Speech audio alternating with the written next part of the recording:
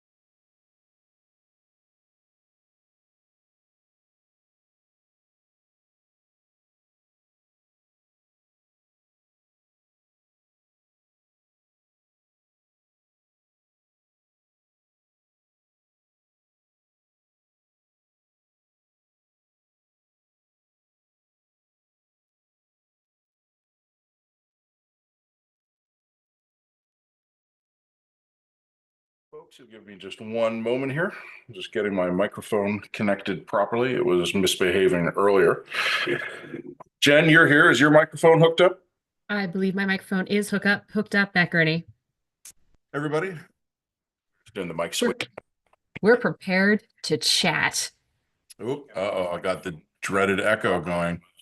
Uh-oh, yeah. Don't There we On the plus side, it turns out we go. do Oh have a boy, little bit of another day, I another dollar. wait, can you hear me? Can you hear me, Matt?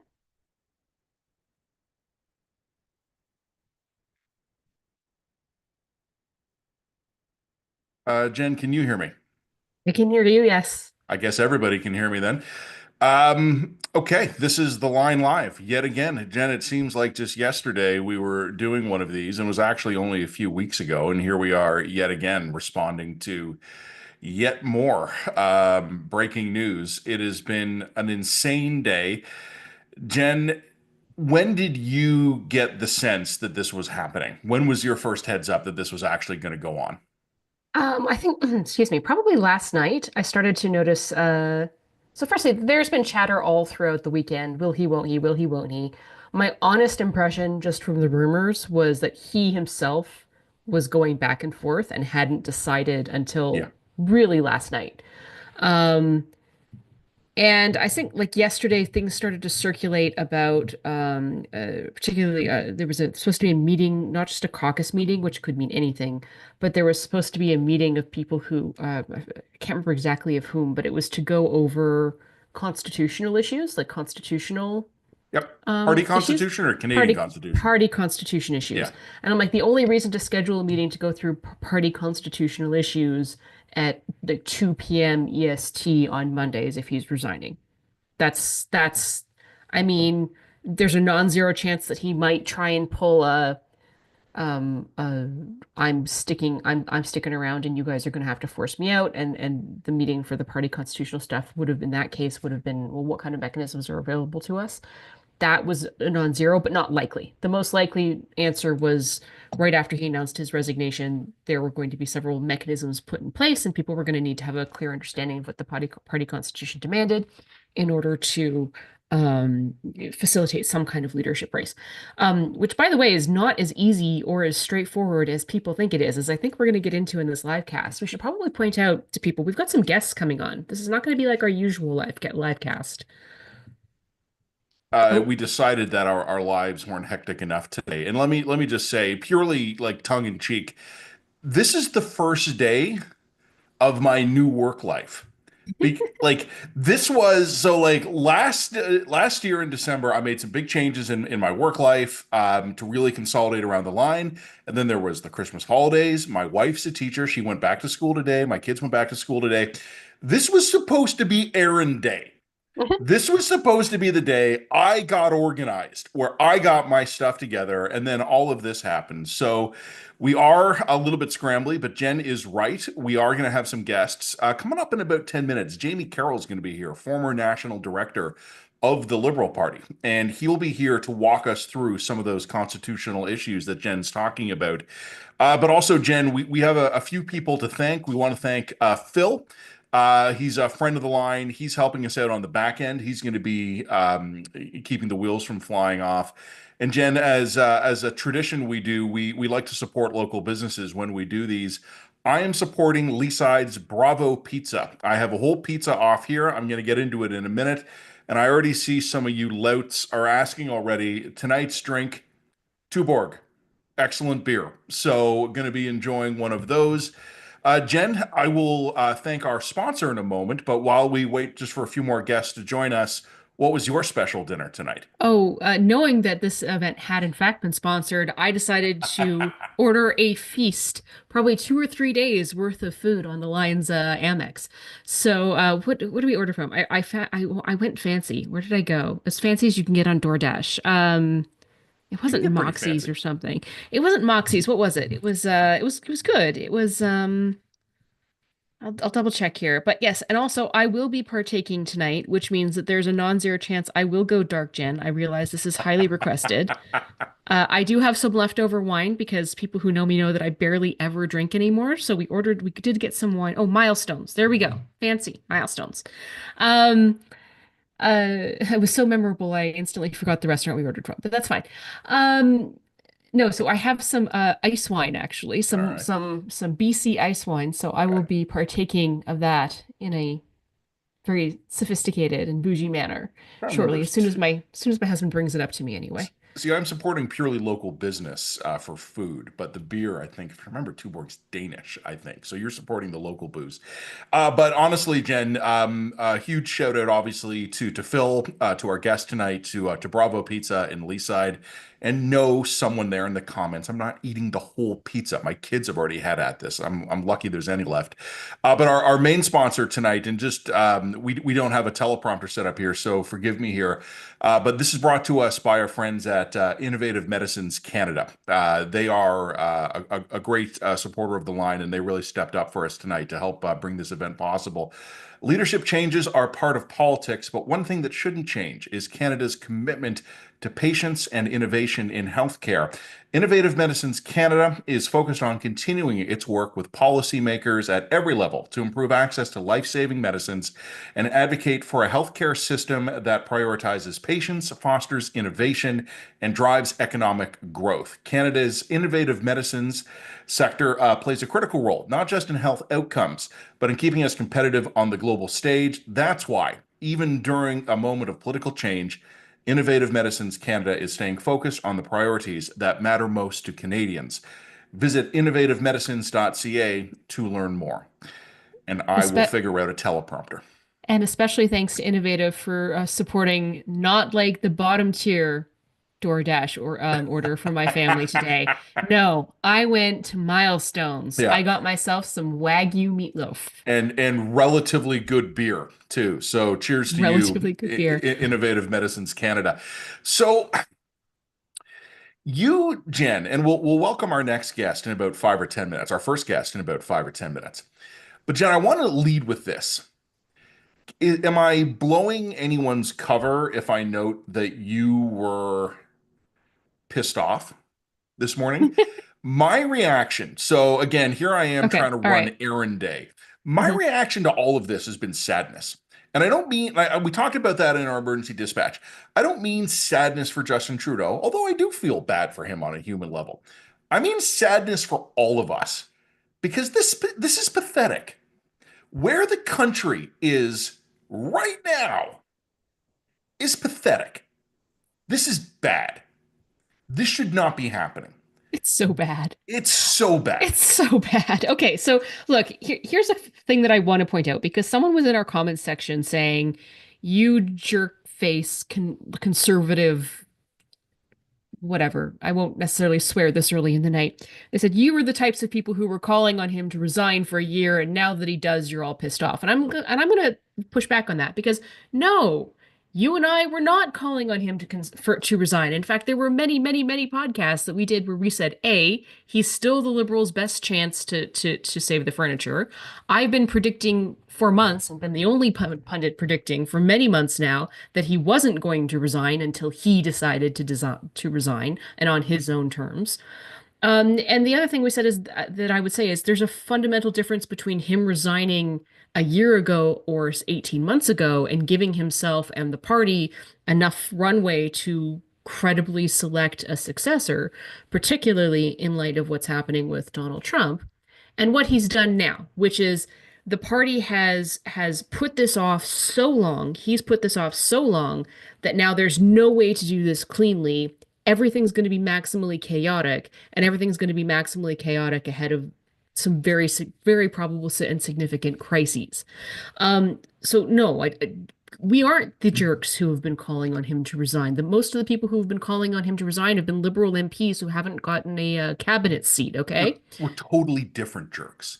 We're totally different jerks for Yeah. totally different reasons.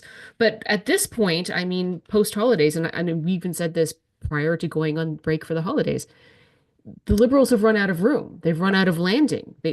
He actually probably can't credibly go without making things much, much worse. Um, they decided not to heed that advice, and they've decided to make things much, much worse. So now this is where we're at. And it's going to be where we're at for the next, oh, I don't know, 6 to 10 months. And yes, I am a little bit pissed off about it because he should have either resigned a year ago, or the caucus should have been able to recognize that basically the jig was up and he needed to stick on to be the guy who takes the party through the next election. Neither of those things have happened, and now everything's worse for everybody. I think that's right. Someone asked me today, and I think probably when we do start taking questions from listeners and viewers, one of the questions I imagine we're going to get is whether or not this is going to help the Liberals. And someone had asked me that already on Twitter, on X, in reaction to our emergency dispatch today. And someone had said to me, Matt, you've been saying for months that things are going to keep getting worse for them. Is this bottom? And I don't know.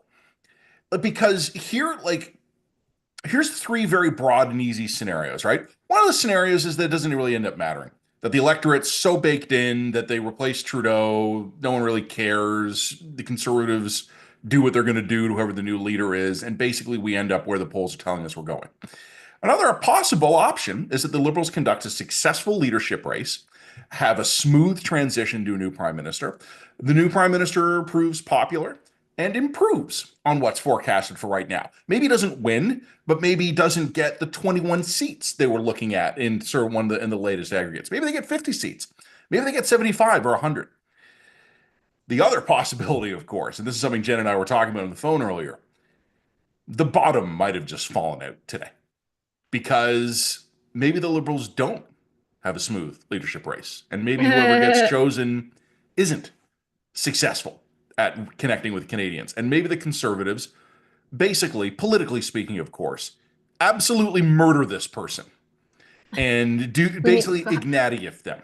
Hypothetically murder, not literally Politically, murder. like I said. Politically murder. I think this is an important thing to note. I'm really, really glad that we're having Jamie on because I have questions, Matt. I have questions. I've been reading through the Liberal Constitution, as one does, to try and understand exactly what this leadership race is going to be like and what it's going to entail.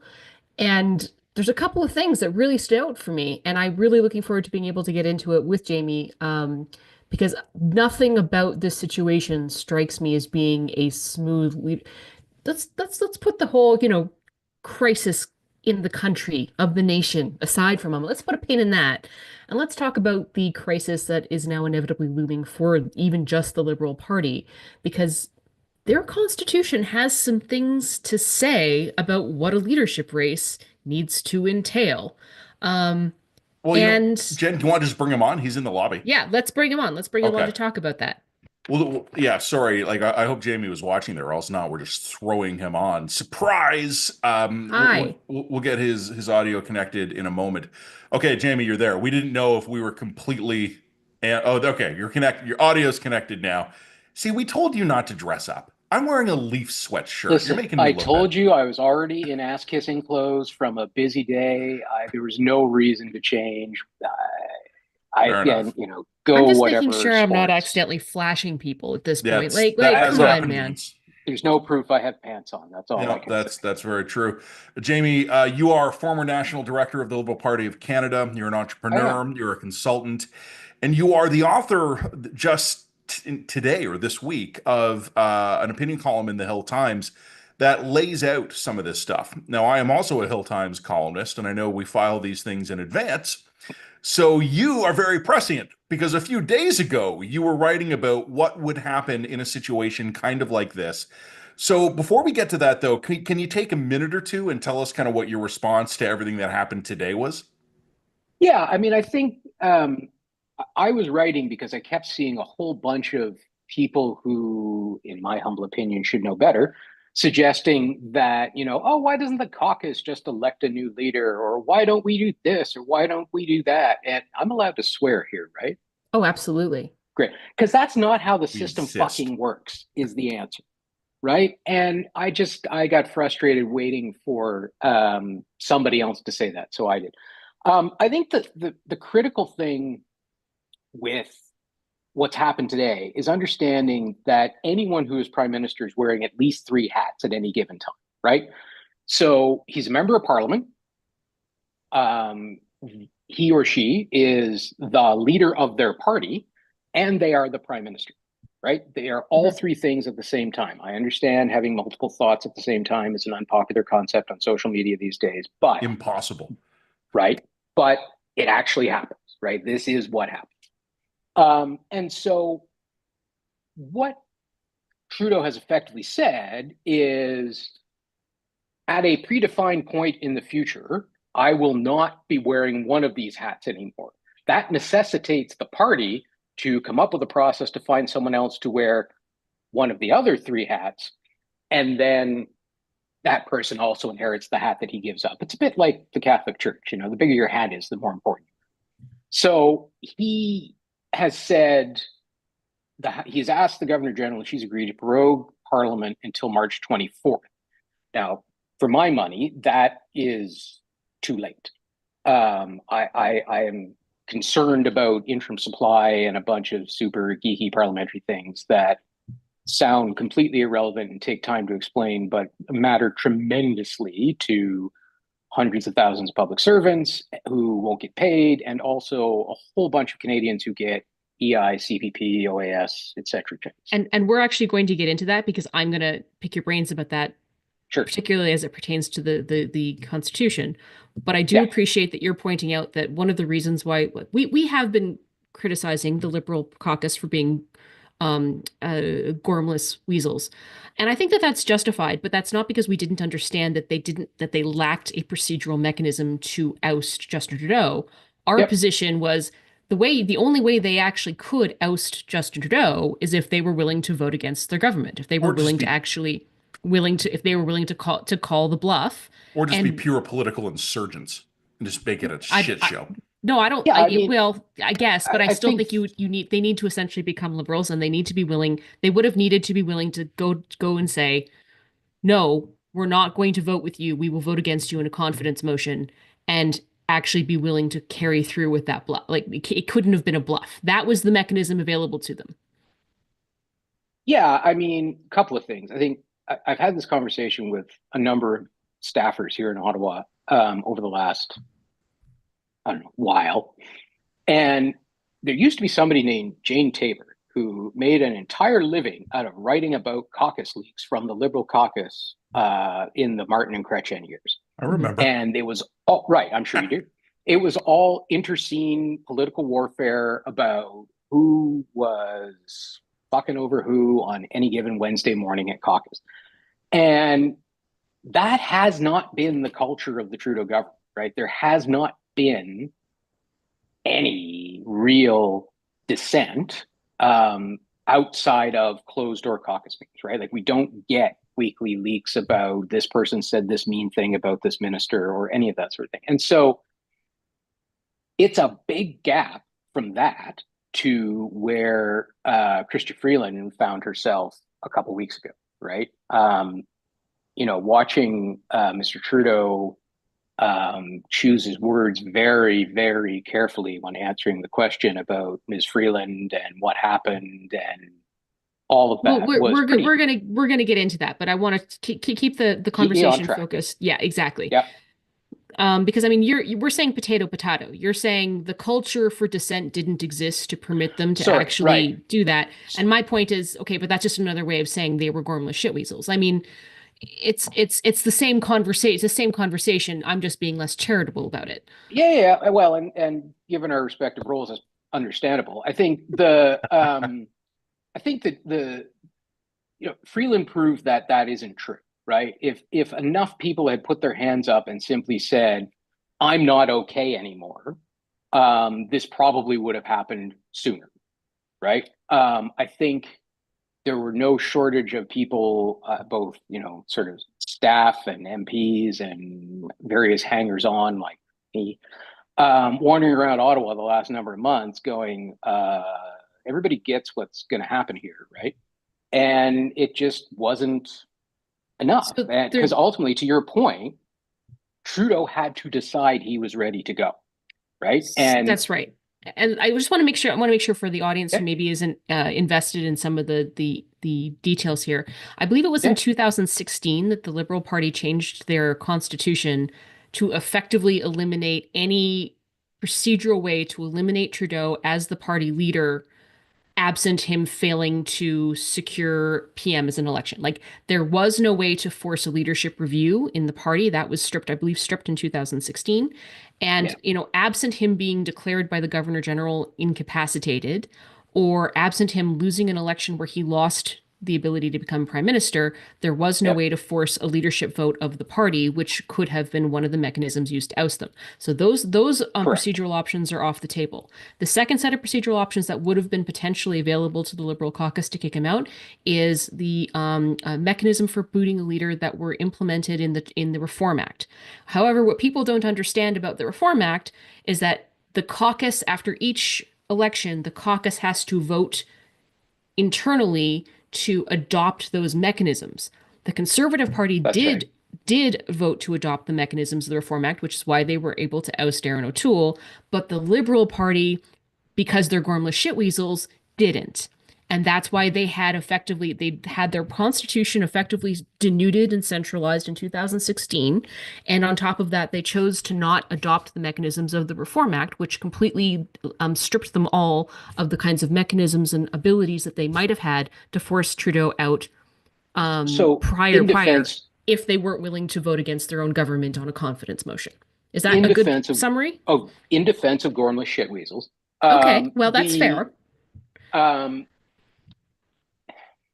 I don't. So it's not that the Constitution says thou shalt not vote out Justin Trudeau. It's that whoever is leader, so long as they are forming a government, gets to stay leader and doesn't have to worry about the sort of interscene warfare that dominated the Chrétien Martin years. That was the objective of the constitutional change, right? And If there's no, it just so happened to be changed under the leadership of Justin Trudeau. yeah, but this is like saying that because he renovated Harrington Lake, it's his fucking house. Like it's not. It's a set It's of not. rules for everybody going forward. But he just created a set of rules that made it impossible to kick him out at that using the party procedures. Listen, if you think that Justin Trudeau was drafting amendments to the Liberal Party's constitution while sitting around at night looking for things to do, you have a very different view than I do. One of my very close friends was one of the very few people who voted against that constitution in 2016. Were you the other 30-person people in the room? So Pretty much. I don't believe that in a party as centralized as this, that the leadership didn't have a say or a role in centralizing the power of their constitution. No. Look, I'm not suggesting he didn't know what was going on, but I mean, it wasn't like he was sitting around drafting this. I think the point was a valid one in terms of wanting to not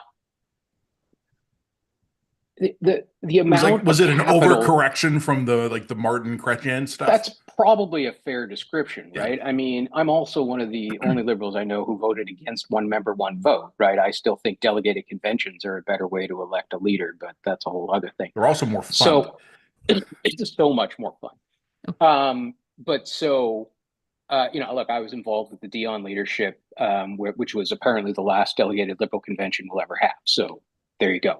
But I think I think overcorrection is a fair description, right? I think the objective was understandable, but the problem was that it, like a whole bunch of other things, led cumulatively to much more of a party built around an individual as opposed to a party built around what used to be a broad organization. So I want to get into a couple of little nitpicky details because I think they matter, and I think they're going to matter going forward. One of the things that gets pointed out in the Constitution is that once a leadership triggering event has been called, which now I presume it effectively has, or if it hasn't, it will be when a letter is signed. That's right. Something. That's right. Yeah. That's probably it. So I would argue it has happened. Yeah. Okay. Okay. So I don't know if the letter's been passed along or anything else, but it says something to the effect of within 90 days of the vote, the leadership candidates need to present essentially a petition of 100 Liberal members who have backed their decision to run for leadership. The problem with that is that, of course, Parliament's only We don't have 90 days. No, you have 77. I did the math on this. So, like, technically, in order to run according to the party constitution, those leadership candidates would have needed to hand over those nomination papers, like last month. Yep. Yeah. So that does seem problematic. So yes, and this was the Heart of Your Hill Times article. Yes. That's right. And so if you go to paragraph 44, subparagraph I of the Liberal Party Constitution, I just happen to have it up in front of me, you will find a provision whereby the National Board, which is the party's governing body, can change essentially any rules or dates that are set by the Leadership Rules Committee due to political necessity, right? And so as a result, like, if this doesn't qualify, I have no idea what would. So what I've checked this with a couple of folks at the party and have asserted it, in the Hill Times and certainly in talking with people over the last number of days. The party can do this in 30 to 45 days, right? There is no prohibition in the Constitution. There should be no other logistical limitation that prevents the party from doing this by mid to late February. And I would argue, as I said a little while ago, I think the 24th of March is way too late.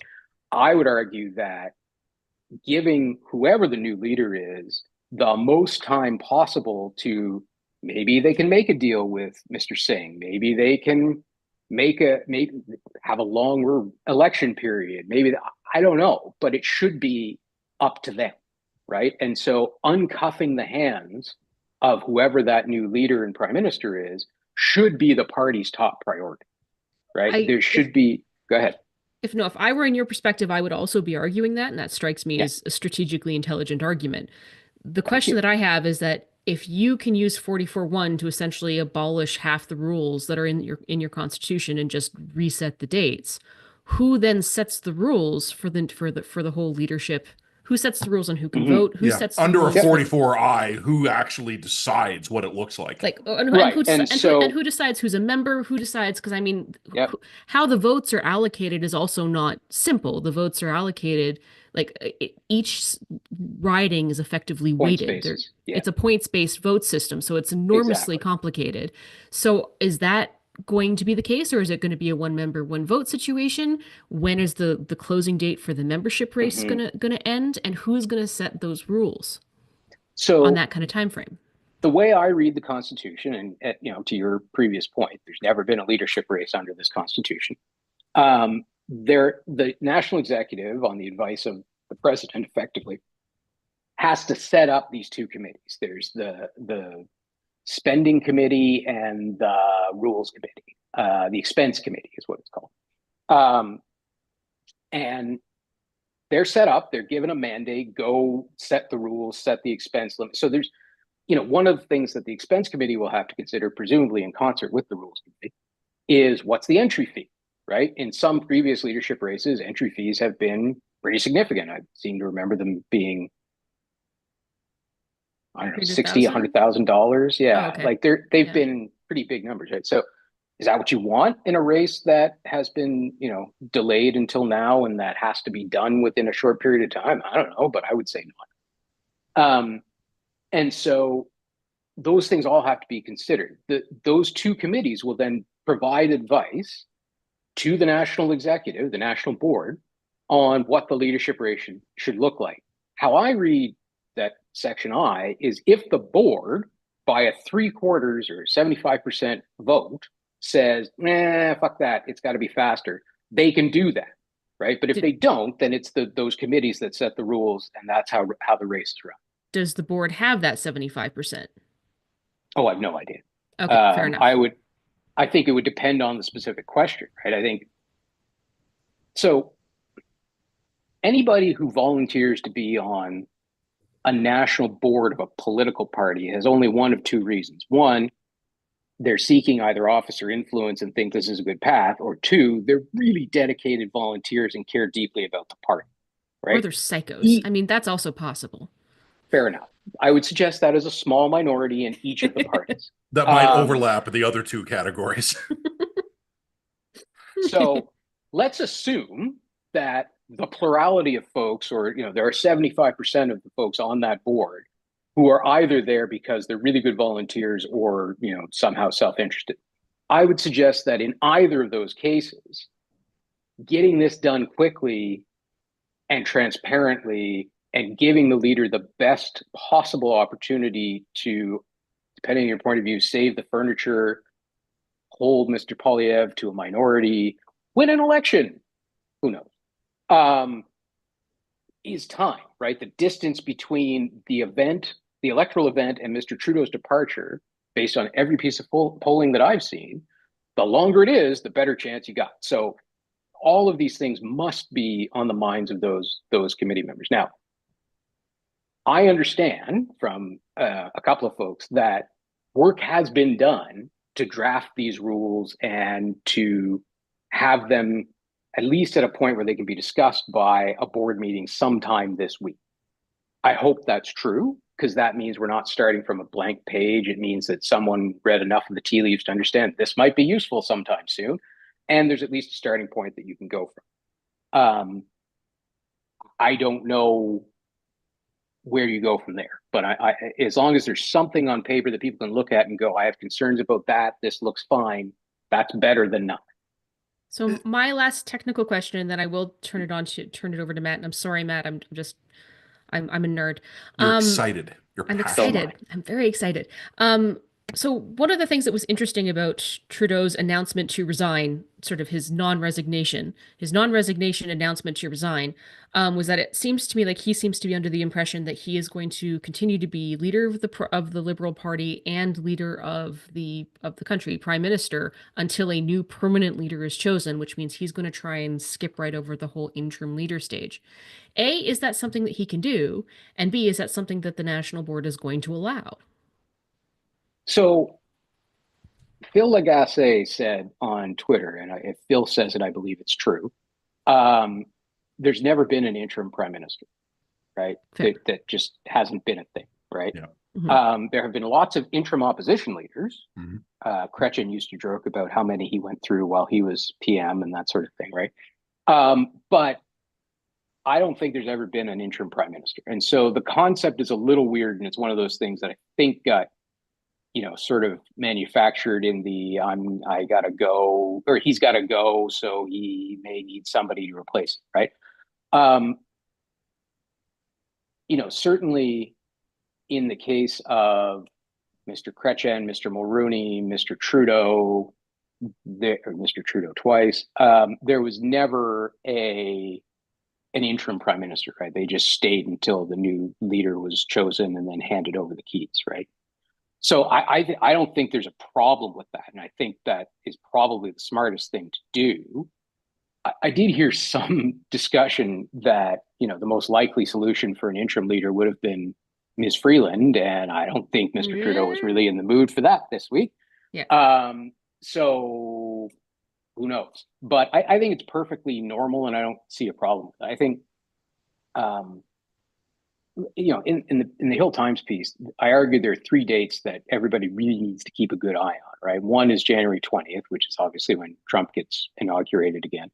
Mm-hmm. The second is March 31st, which is when, checks dry up and we face the potential of a US style government shutdown. Mm-hmm. And then the third is June 15th to 17th, which is when somebody on behalf of Canada hosts the rest of the G7 in Kananaskis. And so, Perfect. Right? Perfect. So, and it could be any one of us. And it could be anyone. Any one of us could be called to action. Matt and Jen are available for a fee. Right. It's a nice house, even though it's not the right one. So, yeah, that's 6 months, right? Like that in real world time is nothing. Right. Mm-hmm. And so a whole bunch of things have to happen in the right order in that time period or bad shit starts to happen, and quite possibly Canada looks really stupid internationally. And so, No, Oh no, I know, what are no, the that would odds? never never happen. happen. Never. Yeah, Sorry, I forgot where I disorganized, was. chaotic. So Yeah, you actually, Jamie, like we gotta give you the boot here politely in a minute, just because we yeah, got some other stuff to do. But I have two questions for you, and you actually did just answer one of them because you actually walked me through the timeline there. My other question is when we talk about the 44I scenario, where the yeah, Liberal Party as a political institution is now going to decide how to yeah, do this. One of the things that's been raised, and I'm not trying to sandbag you here because I don't know if anyone knows the answer to this question yet.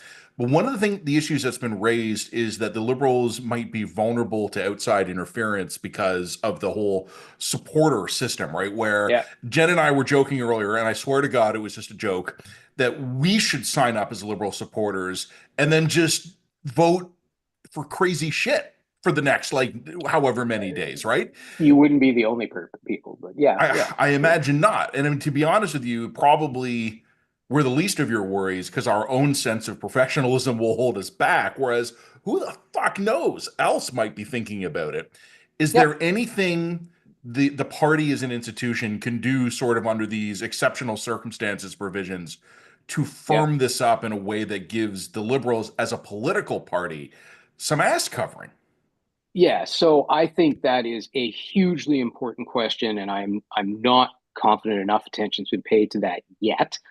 Um, I, I think the only way to do this is electronic voting, right? I don't think it's possible to do a convention. I'm not even sure if a hybrid system where there's regional meetings is frankly possible on the timeline we've got now. And so if you're talking about online voting, the first thing I would be doing if I were the party is talking to Interac, who is not a client, just to be clear, and look to see if they can set up the same sort of system CRA uses, For identity where you verification, yeah. sign in partner, right? Yeah, Like the it's the firearms Interact registry sign uses it in as well. partner, You sign in with your bank. right? Yeah. And so if you can do something like that and you choose not to, uh, that would be massive political malpractice in my view, right? I think you will be asking to any number of inappropriate descriptive phrases here. Like you're gonna get fucked. Like there's no two ways about it. So I think that the probability of the good news about a short race is that I think it reduces the probability of this leadership being Yeah. turned into some sort of giant referendum on the Middle East or on China or on India or on whatever, Ukraine, which a lot of the punditocracy was sort of saying, well, that's what's going to happen when the leadership happens. So I think short race much less likely, but absolutely right. I mean, the list. Another part of the rules is that the list is frozen 41 days before the vote. Right, you have to sign up 41 days before the vote. I would suggest nobody change that, and I would suggest that the vote date be set for sometime in the end of February, meaning Yeah. get your memberships renewed, folks. If you Yeah. want to come fuck around with the Liberal Party, get a membership right now. It's free. I just renewed mine today to make sure I was on the list. Go sign up. You, Because then the party has lots of time. It has that 41 days to send emails out to people and go, here is how you can sign up. We can physically mail you a pin. We can have you use your bank card to do the sign-in thing through yeah. Interact. There are then possibilities. But I'd be Jamie, making that call right soon. there's a story I tell sometimes, and I've told it to Jen before, so she'll have to just grin and bear it. But I'll let you go after this. But many, many years ago, my wife was a big Spice Girls fan, and the Spice Girls were doing a reunion tour. And they chose a bunch of cities, and then they also opened it up to the fans. And this was in the mid 2000s, where the fans could vote on what would be the final stop on the tour. And the Spice Girls said they would deem whichever city got the most votes Spice City, and they would put on a concert there. And the internet, in its wisdom, in about 2006, I think it was, nominated Baghdad as Spice City. And the Spice Girls, in their wisdom, chose to visit Toronto instead. And I took my then girlfriend, future wife. So that ended up working out just fine for me. The Liberal Party should not get Spice Girled. That's Correct. basically, that can be one of the takeaways for the evening. Bodie Thanks, man. McBoatface. Yeah, exactly. Yeah. All Thanks, right. buddy. Look, Appreciate you anytime. coming on. Thanks for this. God bless, good luck, etc. We really appreciate your time. Thanks. Anytime, guys. Cheers. Cheers. Thanks, Jamie. All right. Okay, I've got three takeaways from that conversation, and I'm going to get into them really briefly before we bring on John. Is that okay? We've got 20 minutes before our next guest, so I will Oh, munch okay. some pizza. Bravo Fantastic. Pizza in Leaside for all you Okay. weirdos who keep asking. All right. So firstly, really appreciate Jamie for coming on here because like I really didn't think that a single liberal would ever go on our podcast. But that's fine. That was really appreciated. Love that from him. And I thought that that was enormously informative and I really appreciated his insight. But there's three things that I really took away from that conversation, in addition to the useful data about how their internal constitution works. One is one of the big things that we did to our democracy in this country is we hybridized a system between the UK Westminster-based system And U.S. presidential. and the US presidential primaries. So we have like a Westminster parliamentary system with like a US primary system tacked on the top because some parties decided to get it into their head that this was more democratic. And really the reason why they did that is because it was a way to generate membership lists.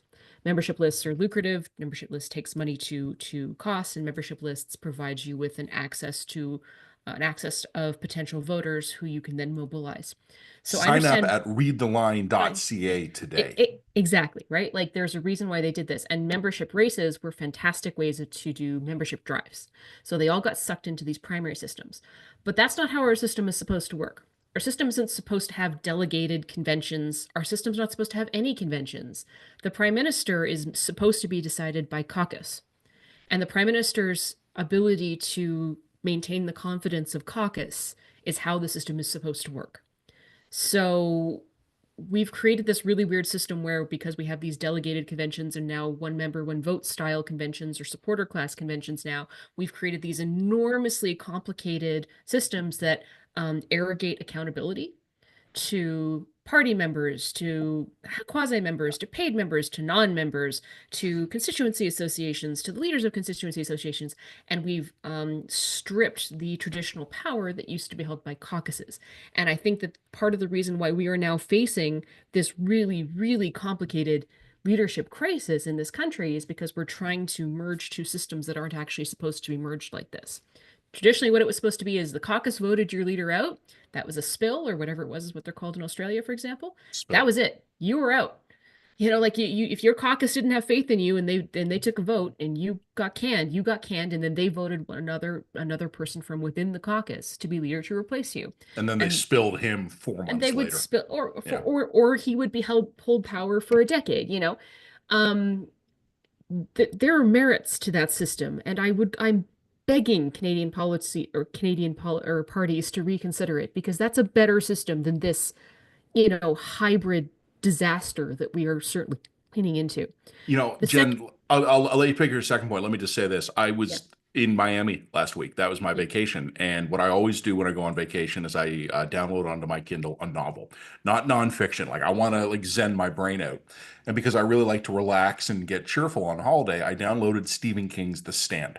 It's one of my favorite novels. It's a great book. There's this incredible line in it that it speaks exactly to what you're talking about. It's when the superflu plague is spreading all over the world, and there's a guy at the CDC who's asked, whose fault is this? And he just says, in kind of in a world-weary way, the blame for this stretches in so many directions, it's invisible. And that to me has always struck me as a way of describing Canadian politics. We have deliberately dispersed responsibility for everything so thinly that no one is ever solely responsible for anything. And it has nerfed our accountability mechanisms. We don't have to worry about it anymore because you're never to blame. It's the system. Well, and not only that, but it's an interesting problem, because what happens when you have a leader like Trudeau who loses the faith of caucus, but can still hypothetically suggest to caucus, yeah, but I have the democratic support of the members of the Liberal Party. So what right do you, caucus, have to kick me out? You don't. I was elected, even if I was only elected 10 years ago and haven't been subject to a leadership review ever since, which was effectively what the constitutional changes did. So, I mean, Jamie is kinder to the leadership team than I am. I think that what they did was entirely purposeful. I think that essentially they dramatically watered down what being a party member meant in order to generate membership and interest in a dying Liberal Party. They got many, I think 100,000, I can't remember offhand, but many people to vote for Justin Trudeau. And then once they were in power, they rolled up the ladder after them and made it almost impossible for that newly enlarged membership concept to have any power to actually vote him out. And I think that what it's actually done in practice is it radically centralized the Liberal Party around a cult of personality around Justin Trudeau, and it completely neutered the party's grassroots. The Liberal Party used to actually have a pretty vibrant grassroots and an activist party base, and I think that they have been completely stripped of any kind of significant power within the party. And this is why I think that the Liberal Party post Trudeau is going to be in big shit. Not only because I think they're going to lose the next election, but I think that absent the glue that is represented by the cult of personality that Trudeau represents, They've hollowed themselves out. they've hollowed themselves out. Yeah. I don't know whether or not they can recover from that. We'll see. Canadian politics is weird and interesting. Two other things, real quick. One, the fact that Trudeau quit and the party didn't have a clear sense of what kind of process it would have in place to replace him. That they are literally, according to rumors, having this discussion now as we speak. That's insane. That was in our emergency dispatch today. That's insane. Yeah, this is what a career in media has taught me, and this is just kind of a weird inside baseball comment. If you played like 100 people a press conference and me, I probably notice one sentence in that press conference that no one else does, just because I'm trained to do it. And in the middle of his press conference today, Justin Trudeau is like, the Liberal Party national executive will begin a process. And then there was like a statement from the Liberal Party's like, later this week, they weren't ready for this. And that's like, if you look at what the Prime Minister said this morning, and then you look at what the Liberal Party as an institution have said today, guys, buddies, why weren't you planning for this a month ago? Why didn't you have, if you were going to invoke 44-1, why don't you already have the rules in place to show that, like, you were maybe there's been supposed to informal be- discussions. Like maybe they've been blue skying it a bit and they've got a document written somewhere, but These are people who want our faith to run the country. They don't have the rules in place for their own fucking leadership race. That's insane. no, but give them like a week. Okay, second I know thing that, I yeah, would like no, to I point noticed out. that too. Second point, if Trudeau had quit 24 days ago, they wouldn't have had to invoke 44-1, 44I, sorry, the special circumstances. The special circumstances are literally special circumstances entirely of Trudeau's own making. There would be no crisis if he had quit 3.5 weeks ago. The crisis would not exist. Not only would he have been able to, he would have been able to quit, he would have, I mean, he'd be no further, the party would be no better off, but no worse off. But at least it would have been able to hold a leadership race on the 90-day timeline that their own party constitution had enshrined for themselves. Like, as I said, even the fact that they were invoking 44I, to me, is really dubious. And if I were a real dick within the Liberal Party, that's maybe something I would dispute and fight, because I'd say, the circumstances, the crisis is 1000% of your own making, which makes me wonder, A, did Trudeau do that purposefully? Did Trudeau wait past the deadline on purpose, knowing that that would force the Liberal Party to jerry-rig a last-minute rules situation? Or was he literally was the whole apparatus of government so internally disorganized and messy that they just couldn't get their act together and he just couldn't make a decision 3.5 weeks ago? Are they really that chaotic? I don't remember who it was. It was someone in the Liberal cabinet said recently, kind of a few weeks ago around Christmas, when there was all the like the post Freeland during all the will he or won't he chaos. One of the Liberal cabinet ministers had made a comment like the Liberal Party was not election ready. And Too close, I believe. it was, yeah, you're right. It was too close. Too close, yeah. Okay. I don't know. And first of all, I want to mention I put a lot of time and effort into coming up with a non-profane, violent insult for the Liberal caucus, and like Gormless weasel was very intentional language, and then you took it up a notch with shit weasel, which sort of Liberal. ruining some of the hard work. But to the gormless weasels, or as Jen would have it, gormless shit weasels of the Liberal caucus, you guys kind of need a buddy to sit you down at a bar and kind of go, hey man, so what you been doing? Because the caucus, the cabinet, and the Liberal Party executive is getting steamrolled by reality. And there are plenty of liberals. And I've seen more than one person put in our chat. Phil is moderating the chat, but I've been just keeping an eye on it. People are impressed by how plain spoken Jamie, our first guest, was. There are a lot of smart liberals, and we talk to them.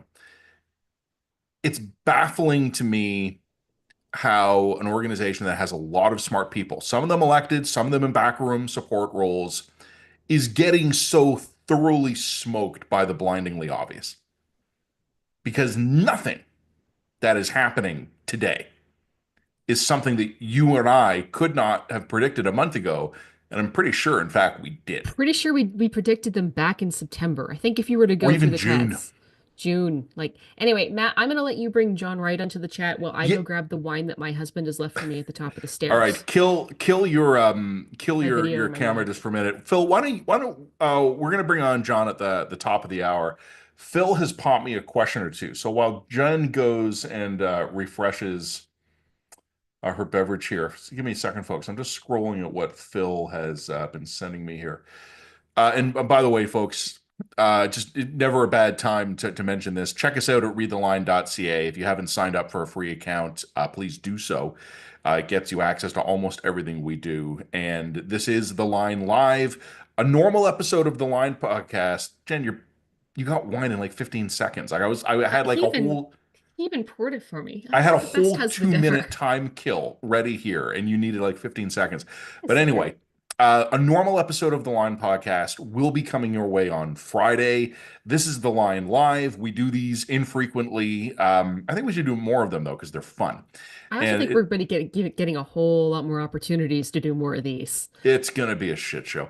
Next six Anyway, months is going to be amazing. readtheline.ca. Check us out there. Jen, John will join us at the top of the hour here. A couple of questions from Phil have come in. Richard asks, did Trudeau kills Freeland's chance of being the next leader?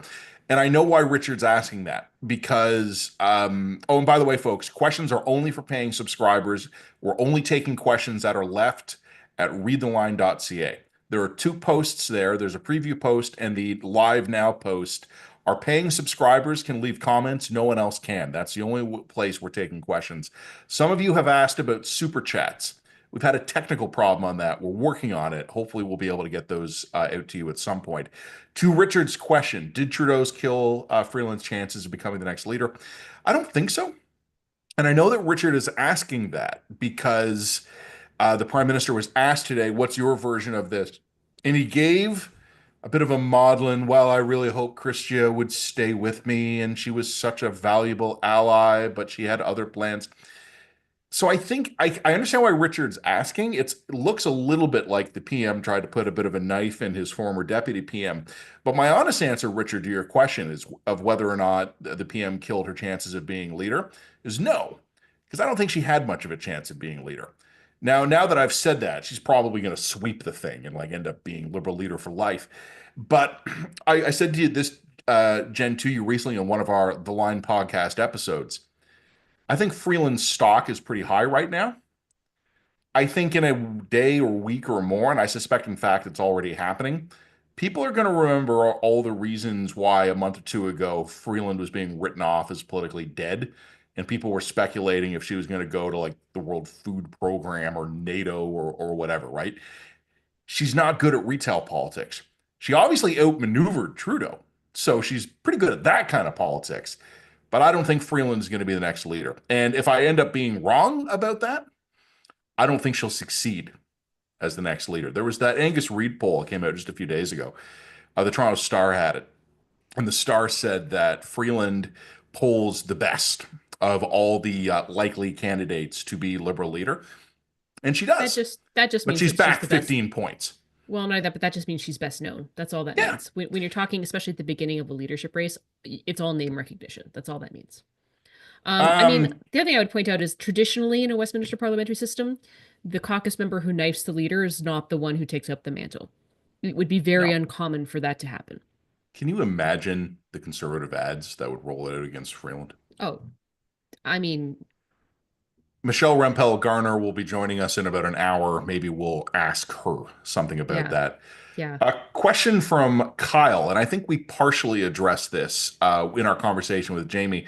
What do we think the likelihood of single issue crazies getting in the race is? If the Liberals keep the supporter class for voting in leadership races, could we see a scenario where the Hamas tankies or pro-Russian trolls field a candidate to talk about the issues and throw the race into chaos? Kyle, I think it's a great question. Jamie Carroll, former national director for the Liberals, who was our first guest tonight, I think he addressed that. That's a danger.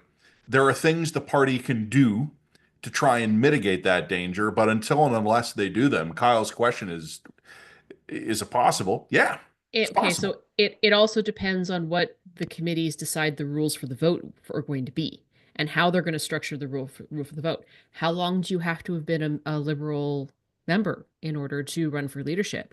If you extend the membership rules so that you can vote if you sign up the night before the leadership vote? What are going to be the entry requirements? All of these rules can be subtly jerry-rigged in order to make that possibility more or less likely, depending on who's in control of the committee that decides the rules. Which, by the way, again, literally should already have been in place and decided them. Like it's insane that we're actually having this conversation on the day of Trudeau's resignation. Yeah, That's nuts. I know. That's nuts. I know. This is why, and I don't say this in any way to wish the prime minister or any successor harm, and I want to be clear about that because some asshole on Twitter will say it is. You always need robust plans in place if your leader, whether it's a political leader or a national leader or a corporate leader, dies, is injured, becomes ill, goes crazy, becomes ethically compromised somehow. And I'm sure that's what the Liberals would tell us 44I is for, but it ain't good enough. Like this is Once again, this isn't an unforeseen circumstance. This is no, just Trudeau put himself in a I know. situation, a predictable, obvious situation, and didn't react quickly enough, therefore necessitating a crisis response. Yeah. All right. We're going to bring John Wright on in just a minute or two. We'll sneak in one more question here from, I hope I pronounced this right. Alekja is how it's written. Do you think there's a significant amount of people who are voting conservative as a protest against Trudeau who would now vote liberal under a different leader? Or is the overall liberal brand too damaged? Well, you know what? We'll ask John that in a minute because I know he has polled that. Polling that John has done and that others have done, Jen, has shown that Justin Trudeau was a drag on the Liberal Party in sort of a hypothetical conservative versus liberal matchup. So without Justin Trudeau, there is a very real possibility of some kind of Liberal Party bounce. But I do think in reality, the conservatives are going to unload millions of dollars of negative ads against whoever the next leader is, or even potentially some of the likely candidates. The party itself, for all the reasons we've been discussing, is a complete shit show. It has been bleeding talent for years. The Liberals will get a new leader, and there may be a little bit of a leadership bump. But the Conservatives have been polling so high that they have something like a 50 or 60 seat margin of safety to still get a majority. It would take a pretty spectacular turnaround for Liberal fortunes to even bring the Conservatives down to a minority at this point. Yeah, maybe, but it's hard. And also, can I just point out that the time here, let's presume that they have a February leadership race, okay? That means that they're going into a budget by, I think they're going to vote on the budget by, like, I think Jamie said March 31st, okay? So that gives a potential Liberal leader, what, 5 weeks to help craft a budget, put their stamp on a budget, and then potentially have to face the electorate. There's just not enough time for a leader in that circumstance to establish just basic name brand recognition. Like being able to establish yourself and your brand in the public sphere takes like a year or two. It's not something that you can do, even with a limitless war chest. It's not something you can reasonably do on a 5-week time frame. And remember that the Liberals are not going to be the only ones playing. As Matt said, the second that ballot opens and liberal leaders come to the fore, the Conservatives are not going to sit around and play nice with these guys. Oppo drops, They're negative going to be doing ads, oppo influence drops, negative campaigns. ads, influence campaigns. They're going to be, and they're going to open the goddamn taps so that it's the Conservatives framing the Liberal leader, Yeah. not the Liberal leader themselves. And they just are not going to have the time unless they manage to negotiate with Singh and Singh caves and backs a budget on the 31st, March 31st. In which case they maybe buy themselves until fall. Okay, maybe that changes the math a little bit. I don't think it actually changes the destiny. All right. We're going to bring on John Wright, our next guest, in just a moment. This is The Line Live. A normal episode of The Line podcast will be coming your way on Friday, and God knows we're going to have a lot to talk about. But right now, we are reacting live and in real time on Monday, January the 6th, 2025, to a pretty wild day in Canadian politics. Reiterating what I said earlier, I am very resentful. This was supposed to be my errand day. Wife's back in her classroom. She's a teacher. My kids were back in school. This was supposed to be my easy day. I had plans.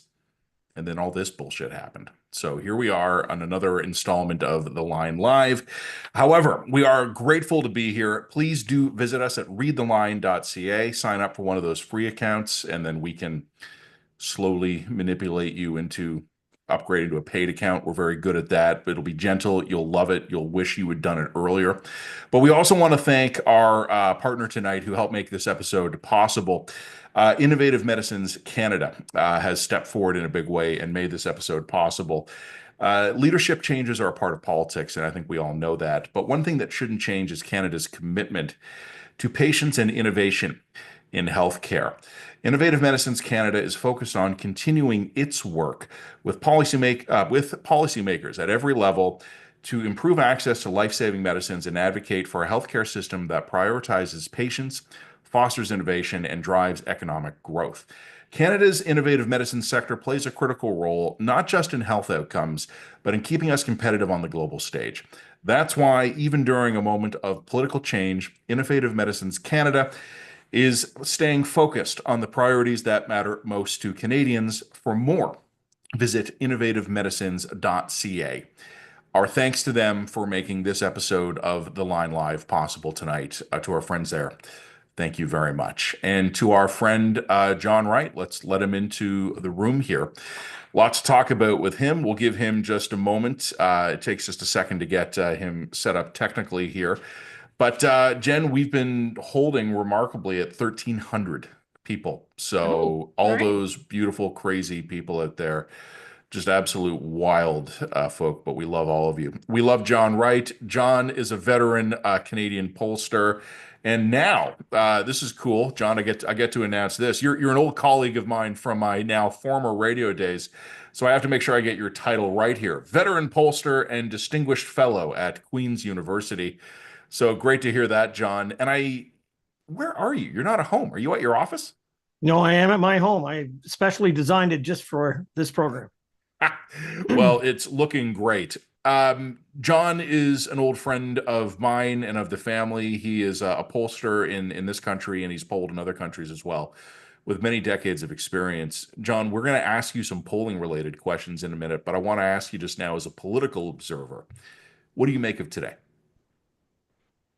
I mean, my visceral reaction started when the prime minister's speech was blown off the podium before he even got out the door. I mean, it symbolized an awful lot, and that was kind of last minute, blown in the wind, however you want to say it. I think what's remarkable is that we talked about this even when Jen and was on the call many months ago. And we talked about the fact that there was only a limited amount of runway that the Liberals had to change leaders. And there were many junctures where that could have happened. It started really in about the fall of 2021. It accelerated in June of 2023. And by about the fall, we knew that there was no looking back. And it just continued from there. So I think my first reaction professionally was I've now been looking at looking at politics, engaged in politics and in polling now for 45 years, if you can believe that. And it's rare that you get to this stage, but Brian Mulroney was about as close as you could get to that when he was sitting at 18%, but 16 to 20% in the polls knows you know that there's no chance of coming back. So my first response today is how to leave a Liberal Party in a place where it's going to be decimated.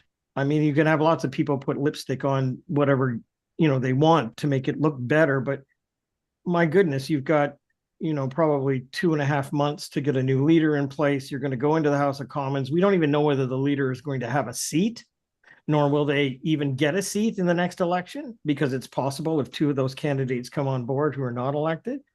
And so, first of all, is how you can leave the party in such a position. History is such, though, that I think we can't say that this is just the legacy, because the legacy will be formed maybe 10 to 15 years from now. But to see this all happen when it was preventable, to see that Canadians, I'm not partisan when I say any of this, but to see that Canadians are not offered a full choice of a Liberal Party that is robust has to lay on the shoulders of the Prime Minister. There's no question about it, because he has all been about the timing of this. And I don't know, Matt, I postulated that he was probably trying to get a deal with the US, and then he was holding on long enough for that. But having not achieved that, ironically, again, chairing that committee this morning, leaves the country vulnerable now. So as a citizen, as a political observer, as someone who's engaged in politics and watched lots of this, I think this is an absolute train wreck that is caused by one person and one person alone. Jen, I don't disagree with a word of what John just said. That sums it up. And John, even before you joined us there, when you were in the Zoom lobby, you might have seen us talking a little bit about this. Like, one of the things we're finding out today is how unprepared the Liberal Party as a political institution is. Like, they have to kind of go to the emergency provisions of their party constitution to figure out what the leadership race is going to be. And if you look at what the Prime Minister said from Rideau Cottage today, and if you look at what the Liberal Party has said in its own announcements today, they haven't done it yet. Like, they're basically like 40 million of us are looking at a calendar. Donald Trump will be sworn in for the second time in 14 days, 2 weeks today. And the Liberals are like, man, we had better figure out how to get a new prime minister by the end of March. And that job starts today. Yeah. Oh my God. Well, what the fuck? Yeah, I can't, and I can't disagree with anything you've said. I think it's inevitable that the Conservatives are going to win the next election, likely by a massive landslide. And it'll be interesting because it'll go back to the first days of Mulroney and what did he do? And I remember that very clearly because he had so many members, he didn't know what to do. He was a different personality than Mr. Poilievre. But he actually, the first thing he did was he got Eric Nielsen, Leslie Nielsen's comedy brother. He got Eric Nielsen, who'd been elected, to go out and do what was called the Nielsen Report, in which he went through and did all the, looked at all the books and then for months, brought out every horror show he could. If you thought that was bad, see what's next. But then there was Michael Wilson, who was able to then take and craft, moving forward as the finance minister, a path forward. And it seems that we're back at the beginning of that again. It just, we have to remember that the Conservatives did get a bounce when Kim Campbell was elected party leader.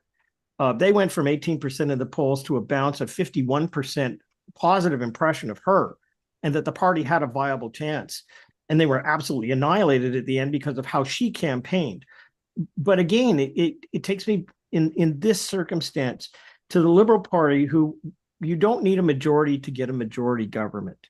You only need about 37%. In order to get a minority government, you need about 33 to 34%. So if you look about 18 to 20 months ago, when you're sitting at 25% in the polls, I mean, it's a bit of a long shot, but you could probably make it. When you get down to 20, on a consistent basis and your opponent's at 45%, you're finished. So let me finish just on this. To the very point that you've said, and a lot of the talk about the centralization of PMO began when, after Jimmy Coots and Prime Minister Trudeau were there in the first place, because they had basically held the whole place. We're right back there. I mean, there's no reason why they couldn't have been preparing for any of this, even the party itself 6 months ago. But the reality is that they don't even have infrastructure. And that's what's going to destroy them. They won't have a campaign on the ground. I have, sorry, Jen, yeah, we all saw. Yeah, no, it's fine. Can I make one really, really funny observation? And I want to just put this in front of you and John, and I just want to see the look on your faces. Okay, but then I want to tell you about Brent, but you go first. Okay, all right. John, I'd like you to consider the possibility that what if Mark Carney doesn't run? What if after all that drama and after all that strum and drang and after all the reports that he was like calling the Liberal caucus all through the weekend, and that might have been what prompted Trudeau to step down, what if he just decides, you know what? I don't want to be Kim Campbell. Best of luck, y'all, and walks away. Well, on that, Jen, my first reaction to that is every person who wants to run for leader of that party, including Christy Clark, and a lot of the other cabinet ministers for whom it may be up for grabs, have to give themselves a good look in the face and say, look, it's not about being prime minister for 3 minutes. And it's not about just resurrecting a party that's going to be decimated over 4 years. It's 4 years beyond that to bring it back. And all of the work it's going to take in terms of the fundraising, putting the infrastructure in place, rejuvenating the base. I guess if you've been a Bank of Canada governor and then over to the UK and you've done all those things, I don't think it has a lot to do with getting your fingers dirty. I mean, and that is getting the stuff underneath the fingernails, that's for sure. I don't think he's up to that. Our guest right now is John Wright. It is 9:12 Eastern Time, 7:12 Mountain. Jen has just visibly poured herself a second drink. I'm putting a marker down at this time because I remember what happened a few lives ago. I have tea. I have mint tea this time. Yeah. Yes, well, we all know what happens. I don't drink anymore, John. Like I honestly almost never drink anymore, and certainly not more than one glass. So I'm on 2. Yeah. I was going to say today could be an exception. There's no problem with that. Today could be an exception, and I don't think anyone's going to hold it against me. But we are forewarning the listeners that I do get a little crazy after drink number 2. Okay, go Chris. When my husband starts coming up and like giving me the look over the banister, he'll start texting me. He'll start texting you. When that starts happening, also read out his text because it's going to be really funny. Yeah, that's exactly what I'll do. So John, I have a question for you, but first I want to tell you both about Brent. Brent was my young driver's driving instructor when I was 16, and Brent was a weird dude. He was a really, really funny dude, and he had a sense of humor that I could really align with. But he called pedestrians squishies. Mm-hmm. And he said it was very important as a driver to not hurt the squishies. Mm-hmm. And it was like 3 days of this insanity with Brent at Young Drivers in Richmond Hill. But he actually did say something that has stuck with me the almost 30 years since, which is that if you want to avoid hurting squishies, you always have to remember speed and distance, because at a certain speed, you need a certain distance in order to stop. And the higher the speed, the longer the distance. And if your speed is too high and your distance is too short, you will hurt the squishies. And again, this was a weird way to talk to a bunch of 16-year-olds who had never driven before, but it stuck with me. And for the last couple of months, I've been thinking about all of Canada being the squishies. 40 million squishies. The Prime Minister has not left himself enough time or distance to actually meaningfully save himself. But a question we had a few minutes ago, John, and I'll put this to you. I know you were polling on this late last year. What kind of a bounce could the Liberals get with a different leader? In a magical world that probably doesn't exist, if you looked at most of the major cities across this country, with a few exceptions out west, you might get the Liberals polling at 18 to 20%, similar to where they are nationally. And you get on top of that roughly 30%, roughly in that range, 35 and some 28 in others, who say if there were another leader, I'd take a second look at the Liberals and see what they, could do for me. In some cities like Toronto, that would make a huge difference. But when you are faced with the wind of change, and we've talked about this before on other broadcasts, the wind of change is not just political, it's very pocketbook. And a lot of this came out of COVID, where there was a built-in 20% cost of everything due to the supply chains. And so, even though the Bank of Canada, again, Trudeau's popularity began to fall rapidly as the Bank of Canada rates went up. You can see it. There's a direct proportion to it. So let's say it's pocketbook politics. Even if you were willing to take a shot at another leader of the Liberal Party, and let's discount that they're going to have a hyphenated name, so it'll be Carney Trudeau. Like it goes on, and that they already the steamroller effect of the Conservatives are there. Then you actually have to look around and ask yourself the question, that is, do I want another 4 years of what I just went through? And the answer is no. And I don't know whether Pierre Poilievre and the Conservatives are going to change it and make it better for us. But clearly in the United States, that was the message. They wanted change for better. It was clearly, if you want to go the other way, in England, the same thing when the Conservatives were thrown out and Labour went in. Yeah. So we're dealing with a phenomenon that's not just about Justin Trudeau. We are dealing with a post-COVID reckoning where the political systems, in fact, are being changed. And it's being driven by more than just, I'm tired of this guy and I want to change. Jen, do you want to jump in with a question there? I've got one more, but why don't you jump in and then we'll thank John for his time, and then we'll go stare into the abyss together because you've got that second drink going. I might go and just drink number 3 at this pace. I mean, the other observation that I would make, and maybe you can comment on this, John, was the economy and the pocketbook issues are not going to get better.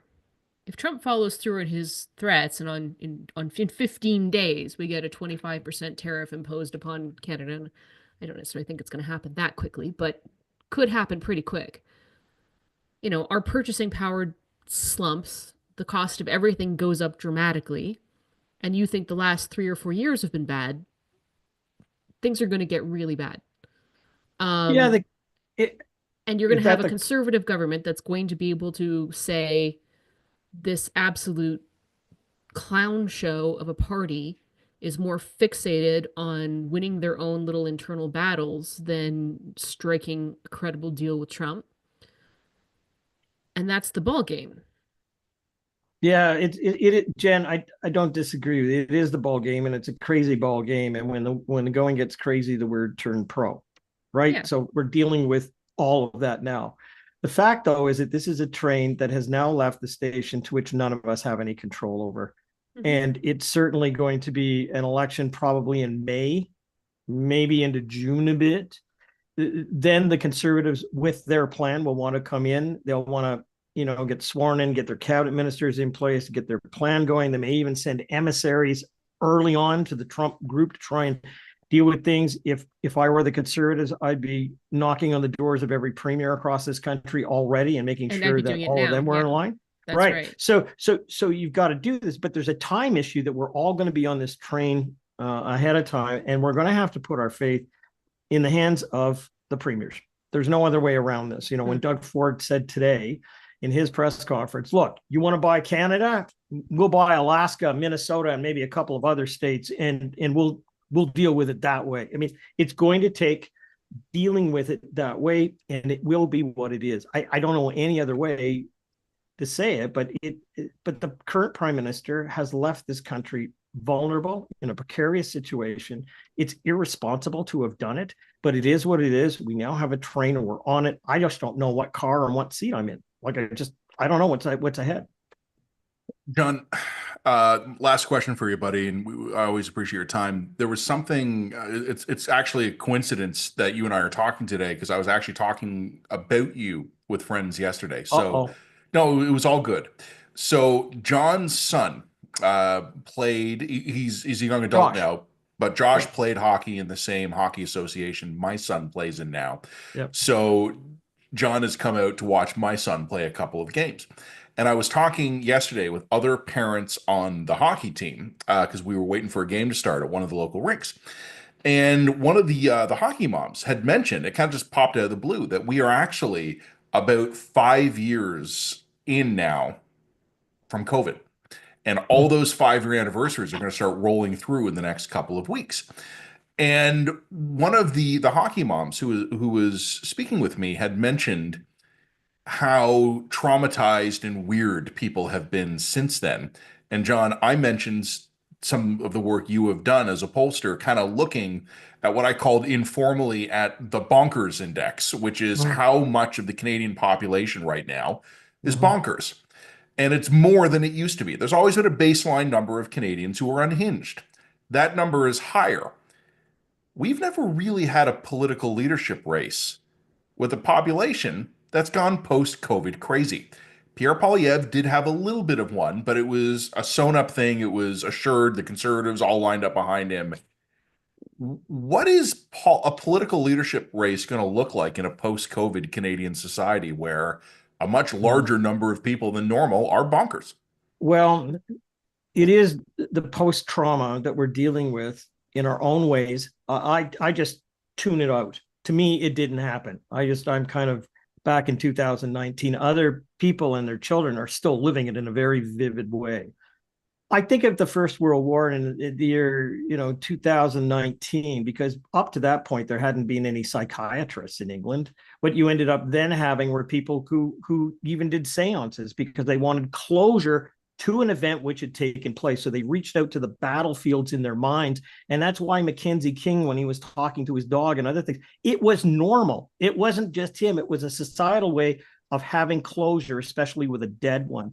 I think we're going through that. That's the reckoning. We're having this closure moment. But I would say something else, and that is that the ability for us to connect with each other through the internet and through social media now has caused an acceleration where we've created cities or camps below the surface like ant hills. And if you look at the first campaigns of which Trump was involved with, you can actually see, the underground of the networks of the social media going in different places. I don't think, Matt, the bigger issue is whether we can take it and our society is going to be able to, function that way. I think it's a bigger issue of this will be the first thing that if you want to change the nature of this country and do it at a vulnerable time and help provide disinformation and sell memberships to a party which is there and to deal with it while a foe or other group of political parties around the world are looking at you and see you as vulnerable. I think that's the bigger layer, and none of us have any idea of how we're going to handle that. So, we're looking at the interference report that I guess Parliament is going to issue shortly, right? End of this month. Man, I don't know what that's going to say, but I can only imagine what it will say 6 months from now after we're through, an election and a party that's elected some kind of leader, because I think that is the bigger issue that we're dealing with, and that is communication, disinformation, and the reckoning all coming together in a vulnerable country that's currently wounded and just kind of lying there. I hate to be so dystopian. No, as I said, I don't want to mix it, but we're all on a train and we will get good service and we will make it out the other side. And much like the United States, you can say to them, things are terrible. It is the most resilient democracy in the world. It grinds through all of these things, and we will too. But the challenges would be for other leaders to step up. It will be for Goldie Hyder. It will be for the premiers. It will be for the business people. It will be for those people. And who knows, it may even be better that the Conservatives coming in will have a coalition of people who are not politicians, who in fact have come together to rescue and protect the country. That's the other story of this that I think we have to start preparing for, because if it's you and me, I don't know about you, but I don't want to sit back and just watch this happen. I mean, it's about my kids. It's about my country. I think there'll be more people who say they're going to get involved. I know exactly what you mean, John, but in a weird way, Jen and I, our job is to sit back and watch it happen and then write about it. Yeah, you will, but I think you'll be having the discourse at the hockey rink. And I think you'll have it with friends. And I think people on your street, people you and I know, in fact, won't be running for office, but in some cases, maybe running to make sure that their businesses survive the next 6 months, and they're not going to sit back and take it lightly. John, appreciate your time tonight. Next time, bring something a little stronger than mint tea, but we really appreciate this. Thanks for coming on. It's great to see you. Great to see you, Jen. Always a All right. You too, pleasure. John. Take John care. Wright, veteran Canadian pollster. He is now a distinguished visiting fellow at Queen's University. He's an old friend of mine and a fellow hockey dad, although an alumnus now in the Leaside Hockey Association. And because you freak weirdos keep asking where my pizza came from, Bravo Pizza in the heart of Leaside. It's delicious. I also love Conspiracy Pizza, but they're closed on Mondays. So, Jen, we do have more questions. Thanks, Trudeau, yet again. What's that? Thanks, Trudeau. Well, I mean, it's weird. Every once in a while, I have a hard time describing what I do for a living. And this is one of those days, right? Because I had to basically tell my kids, like, mom's going to take care of dinner. Dad's going to be in the basement eating pizza because Justin Trudeau resigned. Just how it is. This is my job. So Jen, do you want to offer, we have some questions that are coming in from our Yes. paid subscribers. Do you want to do those, or do you want to offer Yeah, any let's- reaction to what let's- John said? Yeah, I mean, the one thing that I would just as a reaction to say is that I think that the next probably 6 to 18 months, so much of our understanding of the world around us and our attempts to make predictions about what's going to happen and how it's going to go down are predicated on normalcy bias, right? There's a standard baseline set of possibilities that we operate within. You spend 10 years, 20 years looking at a political system. You look back at the recent history as much as 50 years, and you'll be like, okay, well, something can happen, but it will be within the range of X and Y, and that's normalcy bias, or recency bias is another way of phrasing it, I guess. I think the next 6 to 18 months, we have to throw that out the window. And we have to stop trying to make assumptions based on normalcy bias. And we have to start asking ourselves, what are the range of possibilities? And let's get imaginative and let's get creative about what the range of possibilities of things we could be facing are, and start planning backwards from the range of possibilities. And we can narrow that range of possibilities using the events of the recent past and history, absolutely. But we can't be looking history forward. We kind of have to be looking future back. What's the widest possible range of possibilities of what could happen in the next year, and start strategizing based on that. But anyway, that's just kind of an idea that's fomenting in my head. And on that note, I'm happy to take questions. No, I agree with you. Like, one of the things, like, you and I have spoken quite a lot tonight about just how unprepared the Liberals are. I think we as a country are unprepared.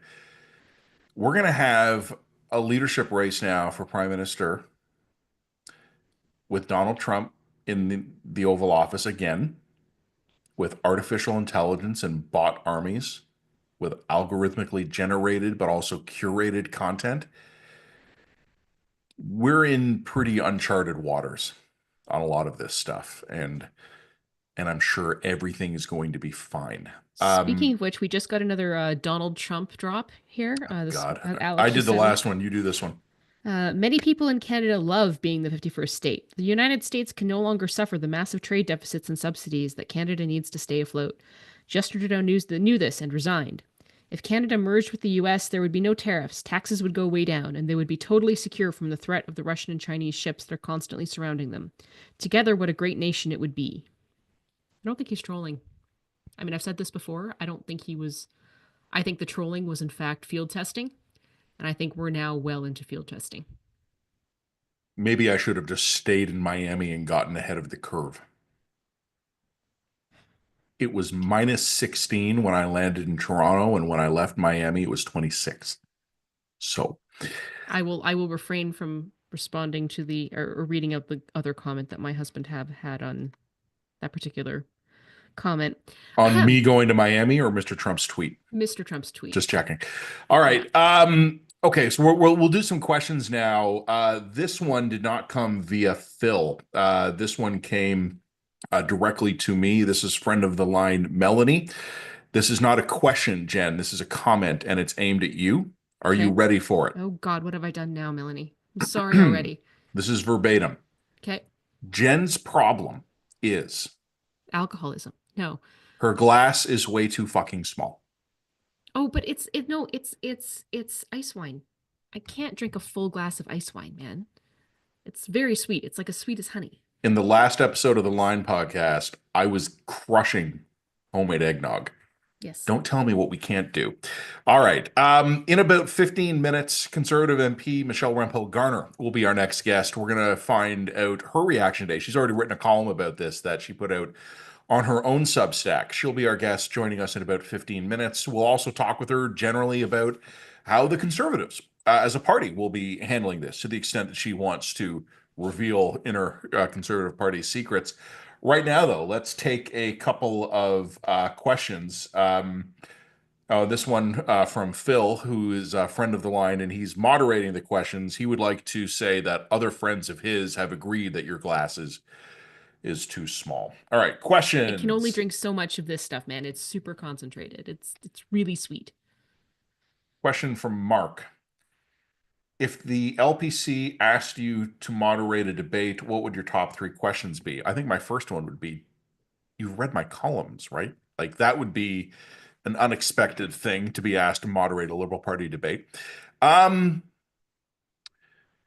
assuming Mark means a leadership debate. I would ask, what is one Justin Trudeau policy you would reverse? I would ask, do you understand why Canadians are angry? They don't. Well, but that their answer would tell me a lot, right? Yeah, no, and Mark, that's a great question. I think the odds of Jen or I being asked to moderate a Liberal Party debate are slim. But no, so Jen said, do you understand why people are angry? I said, what is a Justin Trudeau policy you would reverse?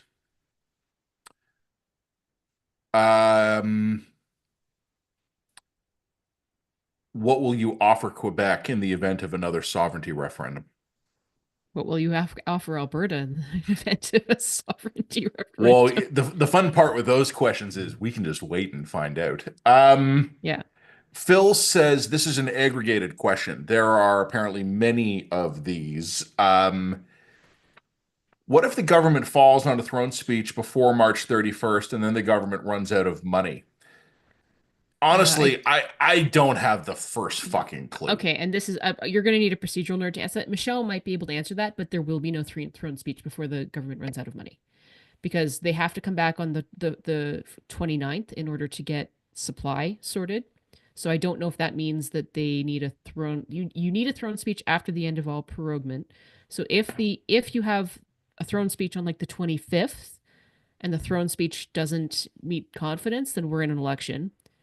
And if there's a throne speech and then the budget is tabled basically the same day or in tandem with the throne speech, and then the government falls, then you head into an election. So it all roads lead to election in that circumstance. But I don't know procedurally exactly how they would stagger the throne speech and the budget. Question from Pat. Any predictions on what Pierre Poilievre does for the next 3 months? That is an excellent question, and I will defer to Michelle on that one. I mean, my guess would be what he's doing now. I mean, I would say there will likely be focused attacks on Liberal leadership candidates as it becomes clear who they will be. But I think that's something the Conservative Party does, not Pierre Poilievre. I mean, he's going to keep doing what he's doing. And I mean, to a large extent, like, stay out of the way. I would like him to do what John suggested, and that is, I think that he needs to be working behind the scenes to start rebuilding some kind of credible coalition and coming up with a plan for dealing with the Americans, and potentially also back channeling with the Americans. Like, it's, if the Liberals can't function as a government, then I want the Conservatives to be functioning as the government in waiting, and that means circumventing the Liberals and just getting shit done. Question from Michael. What are your main concerns about the government fumbling the response to the arrival of Trump in the U.S. while distracted with a leadership race and a caretaker PM who can't really effectively speak for Canada internationally? Well, Michael, it strikes me as that there are 2 different concerns encapsulated by that question. One of the concerns on the face of it is exactly what he just said, which is that we have a caretaker prime minister who can't represent us effectively internationally. That's a concern. Yeah. Like, don't ask me what my concern is with that. That is the concern. Yeah. On the bigger question though, Jen, of what worries me about what they might do is that they're going to run against Trump. And when we eventually end up with a handful of Liberal Party of Canada leading lights who are going to be the ones who are fighting for the future of the party, someone is going to make the strategic calculation that there's a lot of votes or delegates or whatever it ends up being that they're going to scoop up if they take the hardest line against Trump. And Donald Trump will do to that person exactly what he has been doing to Justin Trudeau for the last few months. He will use them as a chew toy. Mhm. And I don't know, particularly in the context and the confines of a leadership race, I don't know if the Liberal Party as an institution will be able to control anyone who decides to do that. They won't. They won't. Okay, so here's a hypothetical scenario. 3 weeks from now, Donald Trump comes out, gives a press conference, and says, "We are now declaring," and I'm borrowing this idea from someone else, so maybe we'll talk about that later. Comes out, says, "We're declaring Canada an official protectorate of the United States. Canada will have to pay X tax dollar or X amount of bounty or tribute in order to maintain its role in NATO. And if it chooses not to pay that money to us in bullion or whatever else, we're kicking it out of NATO." And our parliament's prorogued. Our committees are not functioning at the moment because parliament's prorogued. We have no effective prime minister. Who would they even negotiate that with? To whom would we turn to even fight that? What would our strategy be? What would our approach be? What would we do? Is it Doug Ford? Is Doug Ford going to be the guy who's like, please don't? Anyone who reads my columns, even outside of the line, regularly knows my thoughts on Doug Ford. So I don't say this as a boast or with any relief. I just say this as an objective analysis. Right now, Doug Ford is the acting captain of Team Canada. Great. No, not Okay, so good. here's another hypothetical scenario. Suboptimal. January 25th rolls around. Mhm. Justin Trudeau, or sorry, Donald Trump's first executive order is to impose a 25% tariff across the board on everything we export to the United States. Mhm. Our dollar collapses to 50 cents on the American dollar. Our purchasing parity collapses. Our quality of life immediately collapses. You say that like it's a bad thing. What do we do? I believe any kind of tariffs that we want to impose upon the Americans in retaliation, to say nothing of the fact that they would be almost totally symbolic, and do nothing to the Americans. But even if we were to do something like that, I think we need Parliament to be in session to do that. I believe we do. That's an interesting question. I don't know. Like, maybe we'll ask Michelle, who I believe is now waiting to come online. So Yeah, well, Michelle will join us in just a couple of moments. Fun question from Howard. I shouldn't laugh. Let me just read the question. What, if anything, do you think it would take to inveight Singh into supporting a new Liberal leader to get through the supply vote in late March? Formal coalition with Deputy PM and a couple of cabinet seats, promising to support a bill to change the voting system before the next election, a shiny new Rolex. Howard, honestly, buddy, I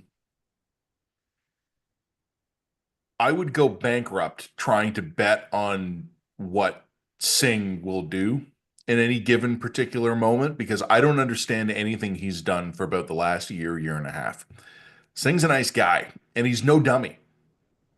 But what he's been doing as a leader is baffling to me.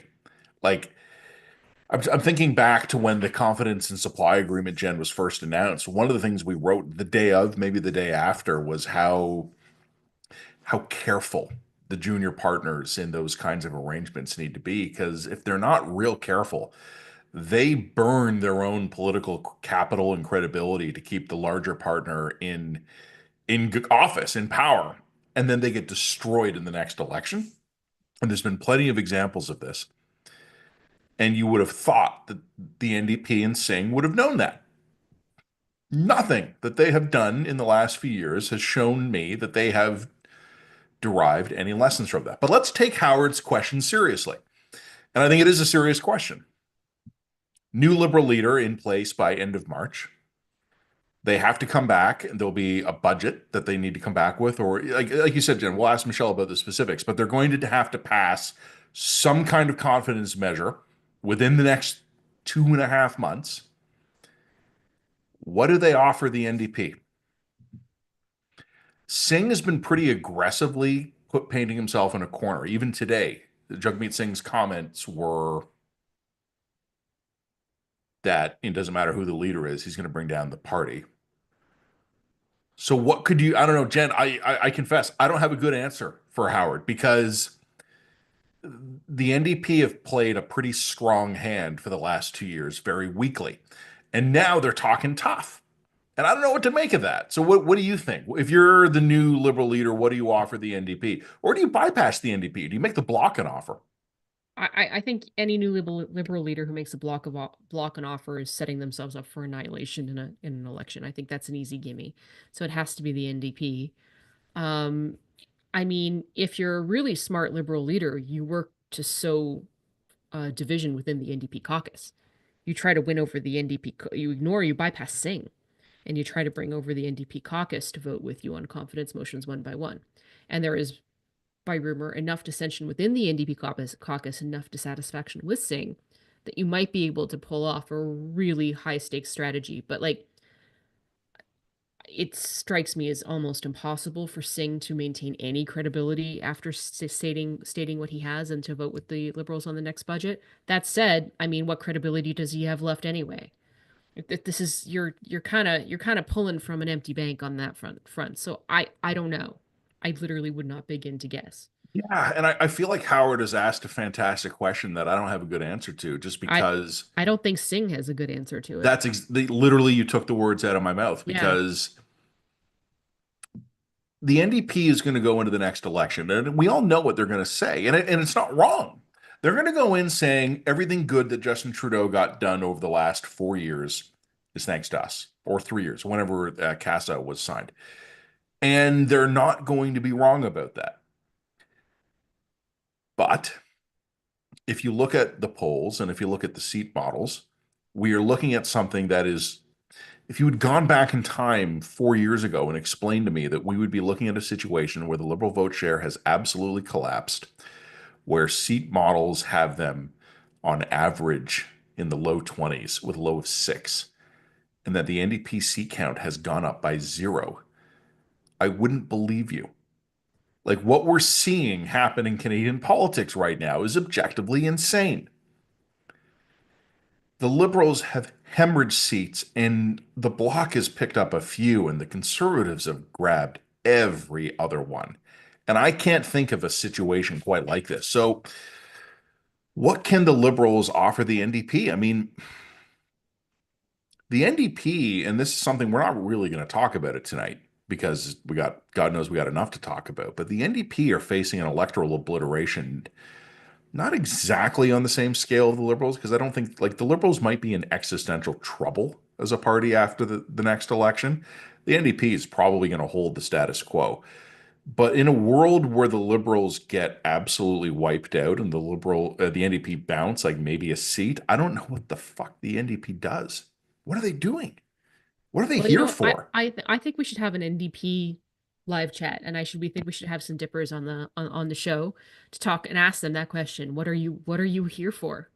I would like to get some dippers on the show to look them in the eye digitally and say, what are you here for? Anyway, Michelle's in our waiting room. Should that be next month's Line Live? Next month's Line Live, asking what Liberals or NDP, what are you here for? What do you do here, Bob? What do you do here? I'll bring in Michelle in a moment, like literally a moment. So Michelle, be ready. Prepare yourself. She's prepared. But Jen, I did get one note from a line reader who I know is an active conservative back room guy. This is a private note. It bypassed our buddy Phil.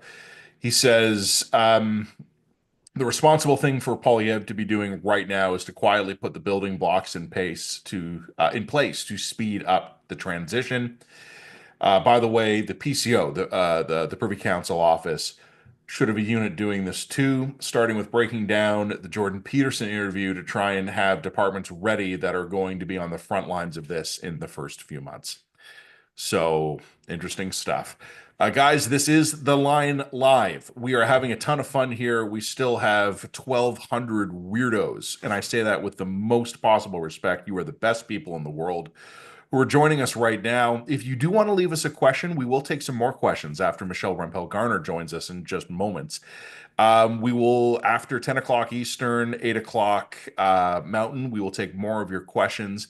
However, you have to be a paying subscriber in order to leave them. You can go to readtheline.ca and sign up there. And our buddy Phil has been monitoring the comment threads and feeding us those questions over the chat. So Phil, many, many thanks to you. Let's bring in Michelle. Jen, how are you doing on drink? I'm holding off because I feel like I'm oversugared. Michelle, Oversugared. I'm Hey, we got to give oversugared. her a second here. There she is. There Jen, you can are. you take the con here just for 1 second? Yes, I All can. right. Michelle, I love you. You're a blessing from God. I need to sign off for 1 minute. So Jen's going to take the wheel. I'll be right back. Uh-oh. I have no idea why he's signing off, but there you go. I need to get Hello. another beer. That's legit. That's legit. Yep. Michelle, do you Okay, have a be right drink back. tonight? I do. Fantastic. I do. I have to. It's been one of those days. It's been And one of I've those days. been out good all day. So Okay. So there you okay, tell us what your day has been so far. What has your experience of today been?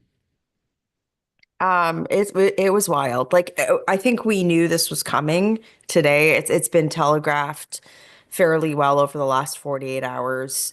The real tell for me was the caucus meeting notice that went out about 48 hours ago. Because there's no way that they would have had a 6-hour caucus meeting without him intending to resign. That was a pretty clear tell. Mhm. But even so, I think what shocked me today was just like I actually think we're worse off now than we were this morning. So a lot of people that were sort of celebrating that wanted him to go, you've now got this man, and you guys have been talking about this all night. We don't really know who's in charge. Is he going to be staying on? Is the party going to let him stay on as interim leader or not? Um, when is the leadership going to be over? Uh, are people who are in cabinet going to be allowed to campaign while they're cabinet ministers? And Mhm. if so, are they going to use orders in council and the levers of power to buy off supporters? Are they going to be able to pay attention to their jobs? These are all questions. Like the fact that, like, for me, the overarching question of who is in charge, and I think that the stark realization is the answer is no one at a time of significant national crisis is the reason that Trudeau should not be given any plaudits or, big rounds of applause, because, this is a guy that should have left after the 2021 election. It was over then. And a weak caucus that is motivated by getting into cabinet, that is their materiality principle, propped up by an opposition party that is motivated by having the tiniest amount of leverage over a weak Liberal government, pension accruals, like just garbage. So it's disappointing. But on an optimistic side, within the Conservative Party today, there was a lot of work being done on, how are we um, going to address some of these issues in this vacuum of people who are in charge. Are we going to how are we going to try and drum up public support for pressuring and pushing forward for an election? And then, addressing some of these big issues like the American tariffs. So it was a remarkably insane day. You can actually hear my voice is a little hoarse because I've been, it's just been constant all day. And I think the next few months, given the uncertainty, are going to bring the same. So I'm going to ask, what do the conservatives need to be doing in this situation? What is it that you think that the conservatives need to be? How do they need to be handling Well, the sending a clear potential? message to Canadians that, our work doesn't stop because Justin Trudeau shuttered Parliament. I mean, if anything, it's made my job harder because I don't have the traditional mechanisms by which I do my job, like parliamentary committees, et cetera, the ability to table, debate legislation. But that doesn't mean that, we can't do something that resembles work. So, there's a wide variety of things going on. Obviously, today there was a lot of emphasis put on communicating to the public the reality of the situation, which I think you guys, like, thank you. You've done a good job tonight. I think the Liberals wanted to try and spin this as a. Did you catch this morning? He said, "Oh, it's a little reset. It's just a little reset, right? It's not a reset. This is insanity." So saying like, look, here's the reality of the situation. Then from there, it's really, okay, how are we communicating with Canadians, different stakeholder groups on all the files that we were going to be working on anyways in committees, given that Parliament's shuttered. I know that a lot of my colleagues have been busy with that. Obviously, there's campaign planning happening, but then, like, as we were just talking about, also really pushing for um, a general election. And I know that, it might, like, some Liberals are going to spin that and say, oh, that's so self-serving. It's really not. We need a general election. I hope that there's cross-party consensus among some rational actors in the country that the only way forward at this point is a mandate given to a government through a general election.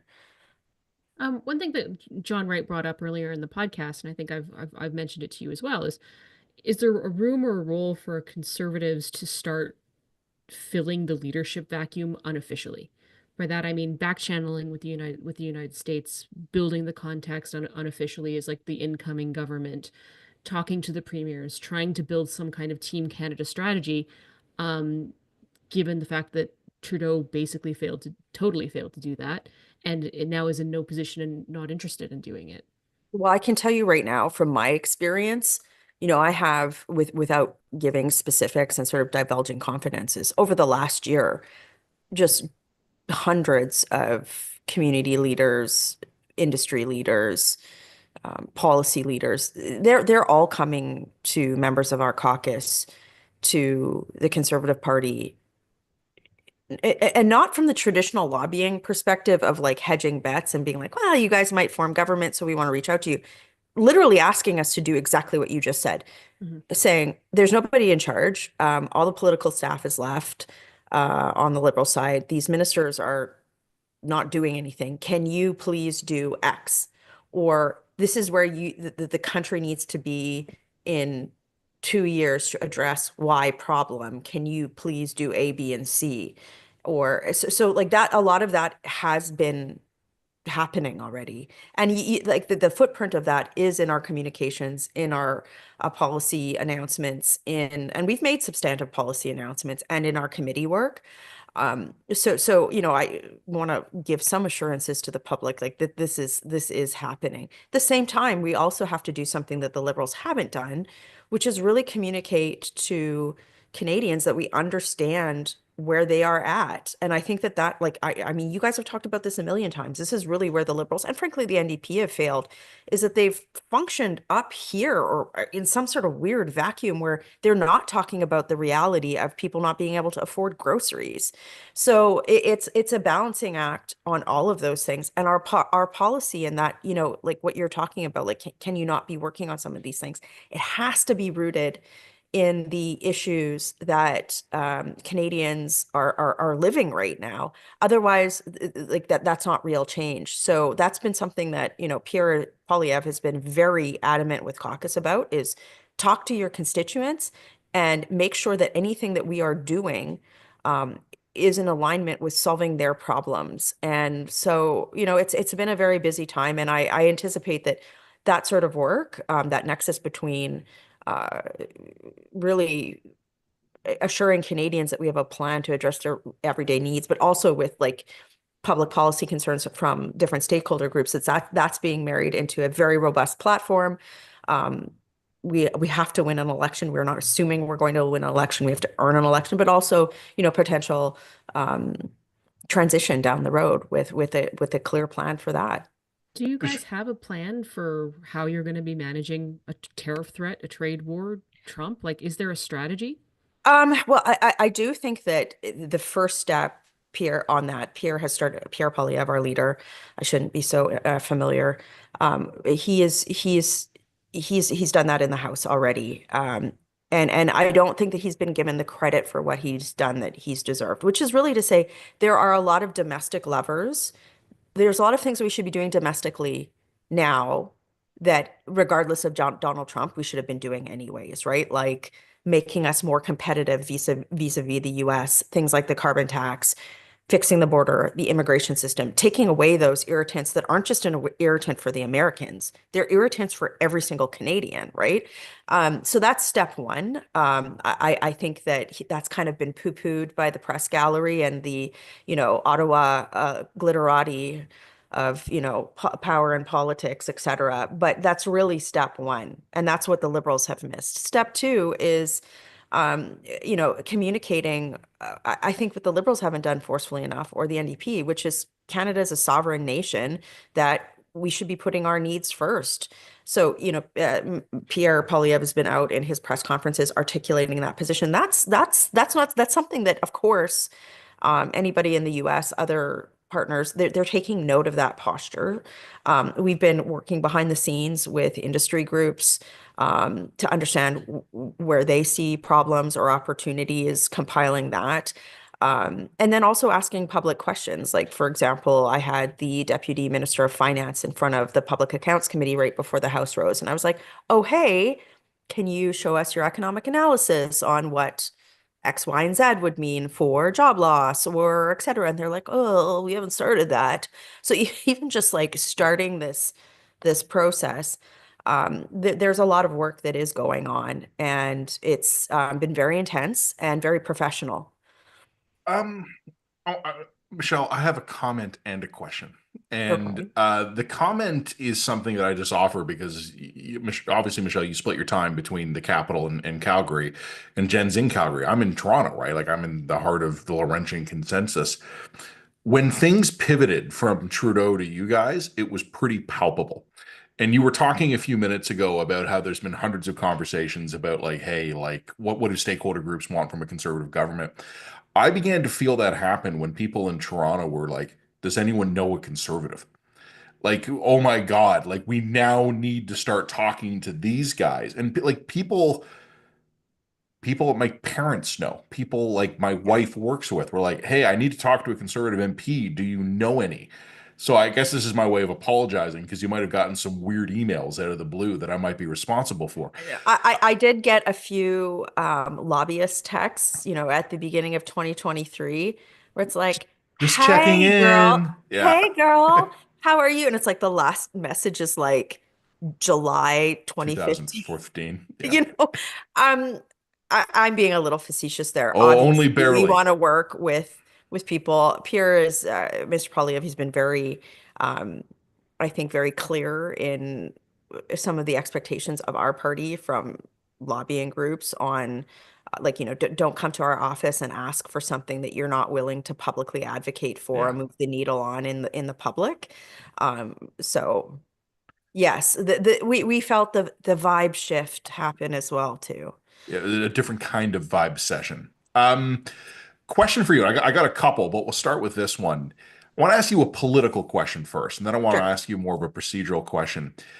One of the things that's been filling up my emails and my Twitter notifications for months, but especially today, is that, oh, those conservatives are so afraid of Justin Trudeau, they're going to hound him out of the race. Or there's the other version of it, which is, aha, Trudeau's gone and he was weak and we're gonna stick him now. So let me ask you a political question. And I know you can't reveal your party's election platform on the live stream, although it'd be great if you would. What does this mean for you? What does a different liberal leader mean for how you guys, you individually, but also the conservatives as a party? How are you going to campaign against liberal leader X other than you would have against Justin Trudeau?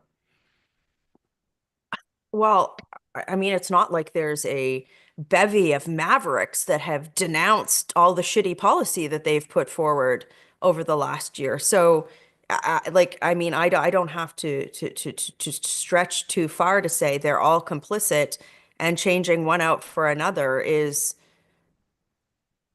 like they're interchangeable, numpty, irresponsible acolytes of Justin Trudeau's woke liberal agenda. Like that's just the reality. The reality speaks for itself. And I mean, even Justin Trudeau this morning, did you both see the little dig he gave to Freeland on the Oh way yeah. out the door there? right? So for those who didn't watch, like he was like, somebody asked him about Freeland, and he goes, well, and he kind of leaned, like he showed a sign of life for the first time in this press conference, and he goes, well, Christie has stood beside me for 10 years, and she was part of every decision I made. He was essentially like making the same case I'm making, which is she was complicit. So in terms of like campaigning against, these guys have written the narrative for themselves, which is none of them, not like Matt, not even in the last week when they had this like come to Jesus moment of, oh, I'm not getting into cabinet and I'm probably not going to hold my seat. Only then are they saying Trudeau needs to come out. And you can't find a clip of one of them being like, you know what? I really regret voting against the consumer car or voting for the consumer carbon tax. I really regret saying that integration as a metric for immigration was racist. I really regret the divisive policies that we put forward around the COVID-19 mandates. None of them have taken a position against policy. So it's really like Trudeau 1, Trudeau 2, Trudeau 3, Trudeau 4. And even, the same goes, you're going to see Mark Carney try to um, paint himself to be an outsider. Well, where's the economic report? Like, I mean, this is a guy who has he's not gonna be able to escape the fact that he dined out on, like, literally dined out. You talk to anybody in his circles, and that's his cachet, that's his trading. I advise the Liberal government. I advise Chrystia Freeland. I advise Justin Trudeau. Well, those chickens are coming home to roost, aren't they, bud? So, like, in terms of campaigning against us, it's or campaigning against these guys, the narrative, they've already written the narrative for themselves, A, and B, we've got a very clear contrast. As much as people hate, our core 4 priorities, will you let me list them? Come on. We haven't done it tonight. No, go for it. Yeah, Axe bird the demands. tax, build the home, stop the crime, fix the budget. I switched them up a little bit just Okay, to, all right, okay, but here's right? So there's a very where- clear contrast there. So that's what we're campaigning on. The Liberals have created their own narrative because they've all been 100% complicit in lockstep with the dumb policy decisions that they've made, and here we are. Okay, can I Drink the beer. I'm gonna continue a conversation that we had earlier today. I can say them again if you'd like. No, Oh no, we're good. I'm super sick of every single time I hear the words Pierre Poilievre say axe the tax or we're going to have a carbon tax election. We are going to have a carbon tax election. Okay, but look, I understand where that phrase came from. I understand that it's worked up until to the date. I understand the strategic benefit behind it. I understand that there's a whole sort of nested sub-messages underneath that phrase around affordability, around wokeness, whatever you want to call it, okay? I get that. But to me, it's been played out and it's starting to sound really grating. No way. I Oh, call no, bullshit on you. And you know why? I think it's not. I think Because it's played out. I think it's played out. I completely disagree with you because I'm you sick know of what? it. People who are listening to this, you know what they care about? The carbon tax is going to increase in April, and I can't afford to live. So I want a carbon tax election. No, I want the carbon tax. I agree that the carbon tax is It's unpopular. It's not. That issue's not played out. No, this is what talking heads like us want people to want to believe. But that's not the case. There's one thing that Trudeau said in his resignation speech. He took a dig at Pierre, and he took several digs at Pierre, and some of them I thought were bullshit and kind of nonsense. But the one dig at Pierre that he did take that I thought was fair was the fact that the Conservatives are focusing on, frankly, kind of petty small ball politics stuff like axe the tax, which, by the way, sure, axe the tax, do it. Okay, it is though. Like that's like an economic determinant to growth at a macro level, and it's affecting the cost of living for Canadians. And that's where the Liberal Party failed, and the NDP. I agree with you. I understand how you got here. The problem is what I'm actually not hearing, where I think Trudeau is right, is I'm not hearing what's the Conservative vision for Canada. Well, we don't want to be a high tax jurisdiction where nobody can afford a house. There's crime. There's legal drugs. The immigration system is broken. I mean, Pierre Poilievre saying Canada first on policies and that people should be able to afford a home. That is a pretty powerful vision for Canada. And it's the fact that the Liberals have forgotten that is why they were there. So like, I'm just like, no, now is the time. And this is what everybody needs to get through their heads is people are pissed at the Liberals and at politicians that refuse to understand that that is the ballot question, because that is what people are facing right now. When people go to the grocery store and have to put back a loaf of bread, take it out, put it back in, take it back out, because they're not sure they can afford that or to fill up their car, that is the ballot question. That is the look, issue. the Maslow's hierarchy of needs is a real thing, man. I Yes. get it. You got to focus on the foundational stuff before you can get to the esoteric stuff. I get that. I don't even disagree with that. But do you But get one of that, these though? days, one of these days, Right? one of these days, Donald Trump. Okay, so firstly, one of the big common themes that we talk about in Canada is the slow motion decline of Canadian sovereignty that's rooted in the fact that the concept of Canada itself is fundamentally eroding, and the loyalty that people have or the emotional connection people have to the nation itself is fundamentally eroding. That is rooted in the Maslow's hierarchy of needs, but it also has to do with sort of what I Yeah, say, and we've a had lack a of woke weirdo who for yeah, 10 but years have said that there's no agreed. national identity, That's have right. taken away the ability to own a home, have told everybody to divide themselves among race and class and not talk to each other, and here we are. There's been a lack of So moral leadership. So what's the unifying values-driven vision that the Conservatives have to that try Canada and is a rebuild sovereign that? nation, that we are united in the principle of freedom, and that if you come here, you can, if you work hard, you can afford to buy groceries, have a home, live in peace, and not worry about getting stabbed on the TTC. I don't think That that's seems I pretty don't good to me. but Oh, I and that the don't see government that. isn't going to But stop you from working because you refuse to get a vaccine, or the government isn't going to lock you up or come and take you out of your house, UK style, because of Bill C-63 and their censorship. Like, that is a pretty powerful unifying vision. And I think, like, Jen, the reason why I'm being so vehement, and like you and I have been no, friends for a long you time. and I we're having fun now. It's good. We're I'm No, all but the good. so reason why I'm afraid being right now.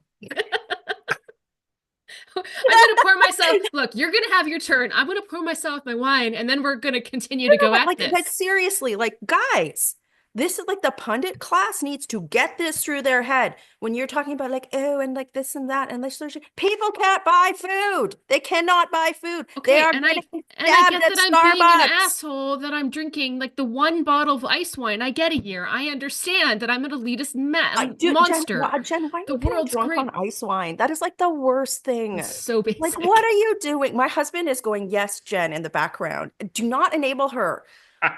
Says Jack. Okay, Sipping here's drinking my it. attempt to bring peace to the kingdom, From and I'm going to do Toronto. a Thank you. terrible job. No, Mhm. that's exactly what we need to have this mansplained to I'm us going to. from a downtown Toronto I love guy. being mansplained to you Fantastic. We need a Great. Toronto Love that. man to step in and pull these Yes. two Calgary women off of each other. This is where I'm going to completely fail to make peace here. I agree with Michelle, but it makes me so sad that I do. Because one of the things I've learned in my career, and I tell this great story of the weeks I spent preparing this incredible feature series of articles for the National Post that we began publishing the day the Tiger Woods sex scandal broke. And like weeks of effort just went poof because no one cared. So I agree with Jen to the extent that I really wish that we would have really high concept philosophical debates about the issues that matter. I agree with Michelle that only like until mortgages come down, not interest rates, but mortgages, because people who locked in on 5-year terms when interest rates are high, they're only 80 to 90% of the way through their high cost nightmare. Food is astonishing. The cost of everything, like we just need to do right now in my house, we need to do a minor home repair. I know exactly what this would have cost 5 years ago. I also know what I got quoted last week, and it's up about 300%.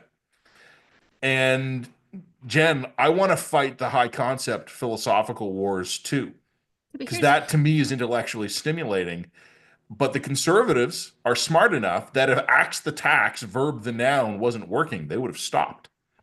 That's okay. what the people want to hear right now. I kind of suspect that it is going to stop working in the face of an actual existential crisis to the country. And my concern is if we frame all of the values of Canadianness through purely economic and material terms, what do we do when Donald Trump offers Canadians better material terms? Whoa. So you're making the assumption that you can't address niche, complex issues while talking about people's needs. And I disagree with that. So while I'm talking to my constituents about the fact that, like, one of them, for example, who just lost her home because the landlord decided to sell it, and literally they can't find anywhere to live.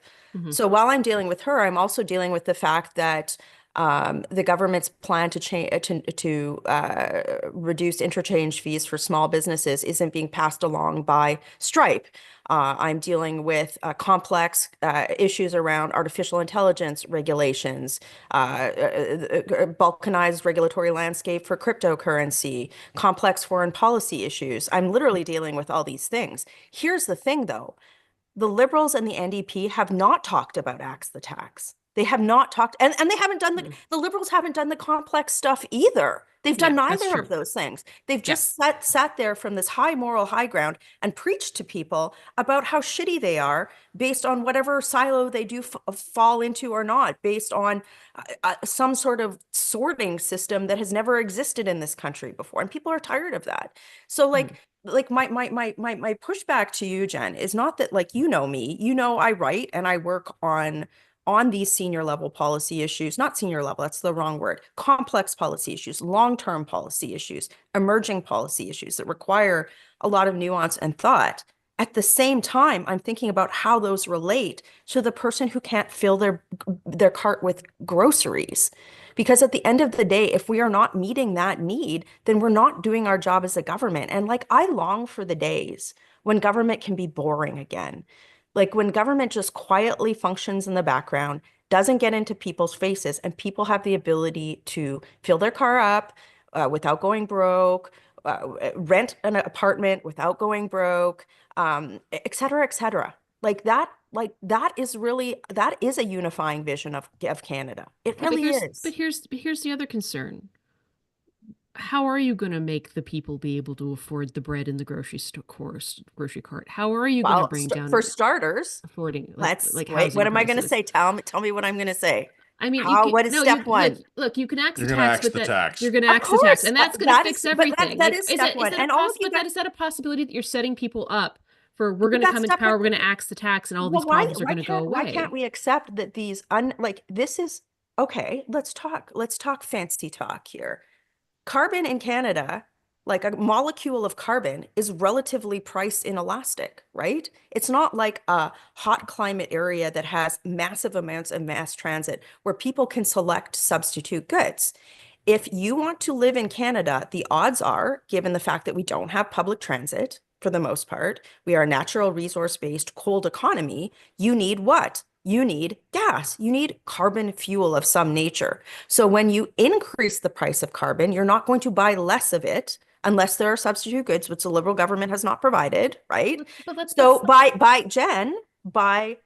eliminating a massive increase on the price of that inelastic good, you're going to do what? It is an easy way to at least marginally get to that goal that you just talked about, The right? term marginally is crucial here because I'm Yeah, like I but said, then let's there's for the other sake of things. argument, hey, like, well, I'm all for axing the tax. Great, axe the tax. You sold me, you got me. For the sake of argument, you got me.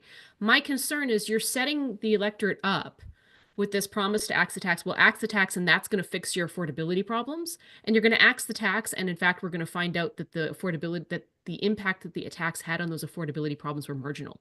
And almost all How the do you know systemic that? Do you have but analysis wait, that but all shows that the that's but the wait, case? I'm saying I have hypothetically. analysis that shows the opposite, Okay, but right? hypothetically, like, look, axing the tax is not going to build 1 million homes. Okay, Well, axing the tax. it's certainly gonna make it easier to do that. It's gonna reduce the cost, a bunch of input costs. No, and I And think then also, Pierre's like, actually a and low, actually the conservatives okay, have let's talk about proposed building homes. I Let's talk am about building dying homes. inside.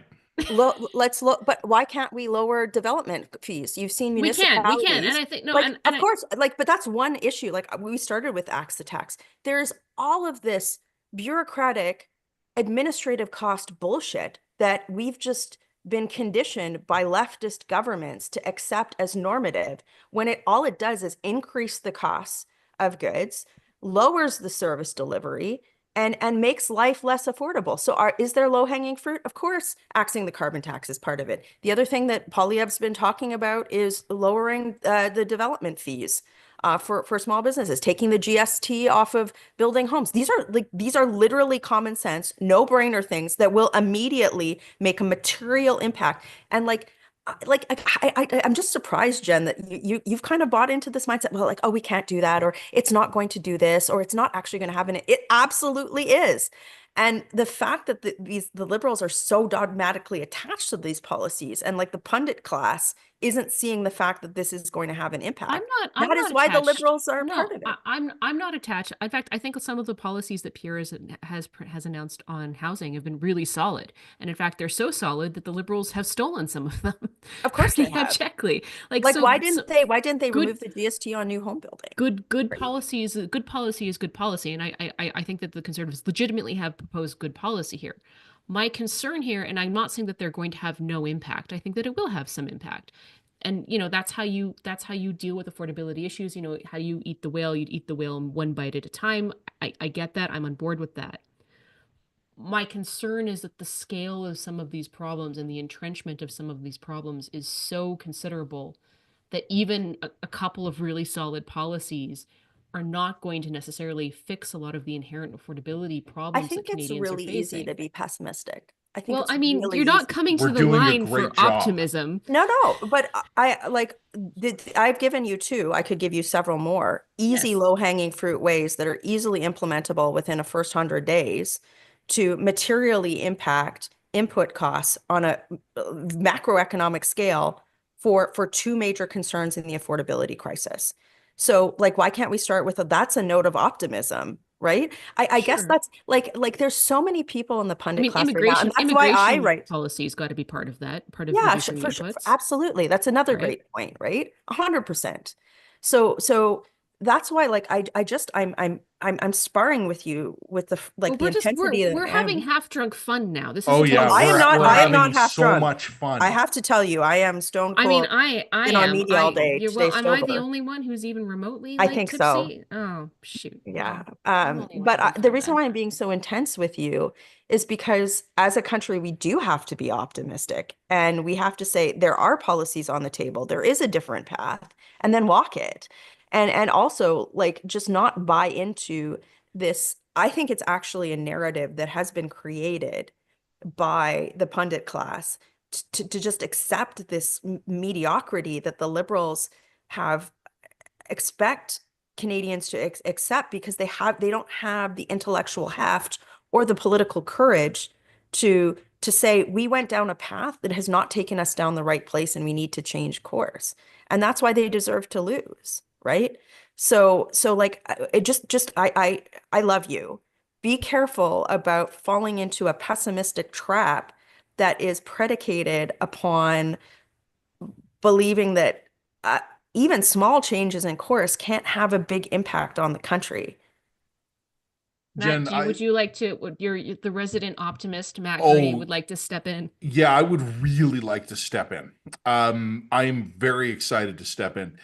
Michelle, my question is totally unlike anything that Jen has been talking about with you for a couple of minutes. It's a complete palate cleanser. I'm asking you this not as a conservative now. I'm asking you just as a parliamentarian.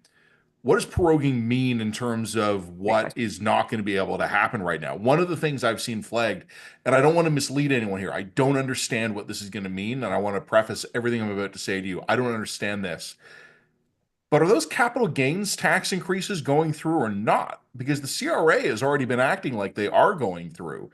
How much legislation died today? And what is that going to mean for how we run this country for the next 3 to 6 months? That's a great question.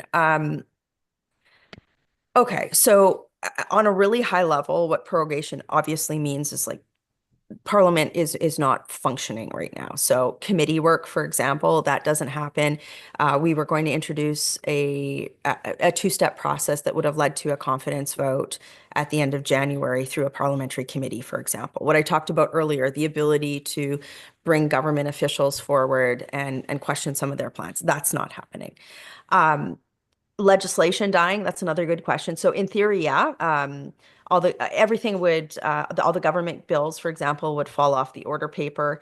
But like in a hypothetical situation where the government survives past the end of March, they could introduce a programming motion if they had the support of another party to bring back bills at the stages that they were at. So, people that were cheering as much as I was, but They're like, oh, C-63, the online harms bill, it's dead. I'm like, I'm not going to believe that that's dead until there's a stake through its heart and its head's been cut off, right? So, like, there is some technical process around that. People have been asking, like, what happens on March 24th. If we get to that point, a new Liberal leader, if they're in place before that, they could just opt to go to a general election. But most likely there would be the introduction of a throne speech when Parliament returns. I don't think there's an obligation to debate it or vote on it, although there is some debate about that. But the government would have to, in theory, allow the Conservatives to have an opposition day as part of the supply process, the process of allocating funds.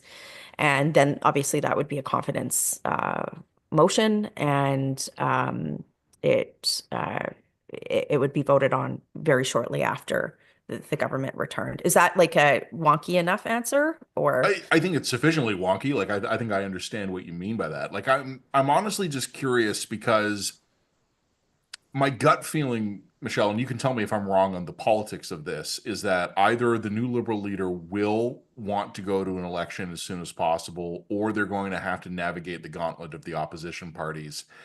And look, I don't know what they offer the NDP. I don't know what they offer the Bloc. Maybe they find a way to extend this another 3 to 6 months. It's possible. But it just seems to me that the government, like the parliament we have right now, is pretty much done. I don't know when the election comes. We live in a weird world. We have Donald Trump being inaugurated again as president of the United States in 14 days. We have lived through a series of geopolitical and even public health crises in the last 5 years. I don't know what tomorrow's breaking news story is going to be. I don't know what fresh hell next month is going to bring us. And someone was assuring me today, oh, don't worry, prorogation doesn't mean the government shut down. Yeah, I know Canada Post is delivering mail for the time being, but I kind of feel better when we have a parliament of elected officials who are on deck actually looking at things. And I'm probably not sad to see some of this legislation die, particularly online harms, which you've already mentioned. But I don't love the feeling that we just put the parliament and effectively the government into sleep mode as we head into probably the weirdest geopolitical period for Canada that I can think of in my life. It's very bad. I don't know if I missed the segment because I was on and off listening. Did you guys talk about what you think the NDP are going to do at the end of March already? Oh Did yeah, you guys cover that? we waved the white flag on that one. We've got no idea what the NDP are going to do. You don't? Okay, I wanted to actually just hear from you what you think before I gave you my 2 cents. You No, know give what? us- But give us your basically, 2 what we said, cents. Michelle, is that like they're talking tough, but like for the last Okay. 3 years, they've been rolling out the welcome carpet, and they've been. Jagmeet Singh has proven to be an incredibly cheap date. Like he hasn't actually, given the power he has actually had over the Liberals, he hasn't really wrung much out of them. No. And one of our Howard in our comments had asked, what do we think the NDP would settle for? I don't know. Like Okay. it probably wouldn't be that much. I think that's actually a really good place to start. And like, I really want to have a discussion about this. So this is my kind of just like, I kind of sit close to them in the House of Commons and work with them on committee. So number one, I'm not sure they know what they're going to do at this point. That's evidenced by the fact, you've got senior members of their caucus, Charlie Angus, for example, coming out and saying, I'm going to vote confidence in the Liberals no matter what. Like, so that's as recent as last week, right? So that to me, automatically, there's, like I've heard rumors, but there's a division in the caucus on that issue. So that's number one. Number two, saying, of course, like we heard it. We're ripping up the supply and confidence agreement, and then they voted confidence without any supply for the entire fall. Like, so obviously there's other motivations there. This is what I think the motivation is. There's the obvious motivation, which is you've got retiring members, you've got members that don't vest their pension until the end of October this year. So I think there is I really do think that that's a financial issue. There's a materiality principle that's pretty low there for some of their members. But also I think that there's this, like in their head, I don't think that the NDP, I think the only person that was ever serious that I know in the NDP about forming government was Jack Layton. And that was a long time ago.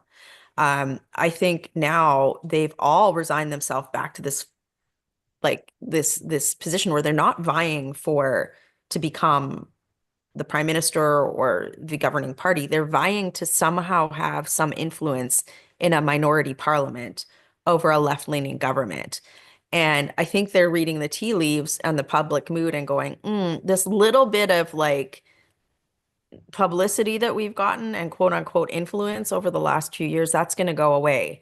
And they're trying to push that as long as possible as well. So in that, if I had to bet as of today, and I think the situation is fluid, I'm pretty sure Jagmeet's saying if push came to shove, like if there was a confidence vote right now, he would vote to support the Liberals. Okay, I've got a But tell me if you think I'm wrong. I don't think you're wrong, Michelle. Like, just looking at what they've done over the last couple of years, like I said, a cheap date. Like, they have kept this government in power for a long time without wringing much out of them. And I know they'll counter with pharmacare and dental care, but even that had to be like, no pun intended on dental care. It was like pulling teeth to get the Liberals to actually do that. They had to extend the deadline a couple of times. The Liberals have not made this easy for the NDP, and the NDP has gone along with it anyway. So based on that, yeah, I would agree with you. But I noted today, and I could be wrong about this because like this morning was just a clusterfuck, but like the first opposition response that I saw this morning, and I don't know if they were out first, but the first one that I saw was Singh in the NDP. And it was a written statement, I think, and it was strong. So I'm looking at a much stronger statement than I expected. Like, this government's got to go. Doesn't matter who the leader is. We're going to vote them down. And I don't know how to reconcile an unexpectedly strong statement versus the last several years of actually watching these guys in action. Dan? I have a totally self-interested question that has nothing to do with Jagmeet Singh, but I want to ask about C18. Do you have any insight? Just on behalf of the independent media sphere, I would like to have my free distribution via Facebook back, please. Do you have any insight in terms of what the Conservatives are going to do about some of the stuff that's been passed around C18 and C11? I'm so glad you asked this question. This is the first time I've sort of publicly talked about this. So I'll talk specifically about the party in a second, but Sure. the Bryan Adams singer, I've helped him sponsor a petition to essentially revoke both C11 and C18 for the reasons that you just talked about. Sorry, I've been talking all day. I'm losing my voice. I'm sorry about that. So you know the reason why I bring that up is it's not just you, it's not just independent media. There's creators across the spectrum that don't necessarily, they're sort of apolitical. They're not taking political positions. They're really talking about how detrimental this is. These bills are to the media ecosystem writ large in Canada, specifically on C18. The party, our party critics, and our leader, Mr. Poilievre, have been very clear that this is a priority for the government, should we form government, because of the reason you just talked about it. Like, you guys have done something really remarkable at a time when we really saw legacy media fall off. You guys took a big risk a few years. Is it 2 or 3 years now? It's been like 4. Four. That's crazy. I had hair. So you really were one of the first in Canada to start a truly independent media outlet on the Substack platform. You've been, I think what's most impressive, and the reason why I like, sparring with you on this format, is that you attract an audience that's it's not one political partisanship one way or the other. I think you bring together like meaningful debate. And I'm not saying that to blow smoke. It's just to say that if C18 didn't exist, I think your growth would have been exponential to what it was. Yeah. And that's a travesty when you think about the fact that we do need strong journalism in Canada. We need investigative journalism. We need strong, smart commentary that's not just, sorry, Matt, love you, but downtown Toronto based, especially, it's nice to have a Western Canadian. Hey, I'm in Midtown. So our party knows that. And the corollary to saying we're going to defund the CBC is the corollary to that is we need to get rid of the ridiculous barriers that C18 creates so that outlets like yours or any outlet have the ability to grow. And that's especially true. You've talked about this so much with news deserts in local communities. I mean, even in Calgary, right? Like even getting something as massive as Calgary City Hall covered right now in any meaningful way very, very hard. is not happening. So are you guys going to revoke those bills, or are you going to try Yeah, to replace absolutely. them, or are they just gone? Well, 100%. I like we've already committed to that over and over again. And that would be I'm pretty sure a top immediate priority for our government. So one of the other things that people are gonna say in connection to that is that there are other types of media subsidies that the Liberals have granted, local journalism news initiative, wage subsidies. I mean, the degree to which Post Media and the Globe and all these organizations have their staff essentially almost not totally subsidized by the government, but shockingly highly subsidized by the government, and they've been able to hire under those schemes and maintain staff under those schemes. Are those gone under the Conservatives? Like, what's the plan for those subsidies? Well, I think that we've been pretty clear about, and frankly, a lot of journalists like yourselves have been critical and criticized subsidies wherein a small group of self-interested journalists pick who the winners and losers are, right? And so I think that subsidy structures that follow that model, I don't think you're going to get a lot of uptake, frankly, from any quarter in the industry. So, I think we've been pretty critical about that for a reason. How the media ecosystem is best served after the repeal of C18 and C11, and given the fact that, like, in the time that it's passed, the ecosystem has really changed a lot. You guys have lived through that. I think that that's a question for both consumers of media, taxpayers, and the industry to inform us on. With the caveat being it's not going to be CBC and it's not going to be a system wherein, two or three members of the press gallery or shareholders of Choose Corporation here pick whether or not their competitors gets, direct government subsidies or not. But like how we best answer the question of the media ecosystem has been fragmented. Matt, you and I were at a conference a couple of months ago where the question was asked, how do we, assuming C11 and C18 don't exist, how does that natural reconsolidation of media look like in a digital reality in Canada? I think that the jury is still out on that question, for me anyways, and there's a lot of room to inform that in a smart way. And you already have. There's a lot of testimony that came in place with C11, C18 in Senate committees and House committees that we've used to start thinking about in a platform. We've had a lot of consultations that have involved a lot of caucus members, and I think you can expect a Conservative platform to have a position on this. But I know better than to steal my party's thunder on That's policy okay. I announcements. just wanted to take this opportunity to put you on the spot on something that matters to us at the line.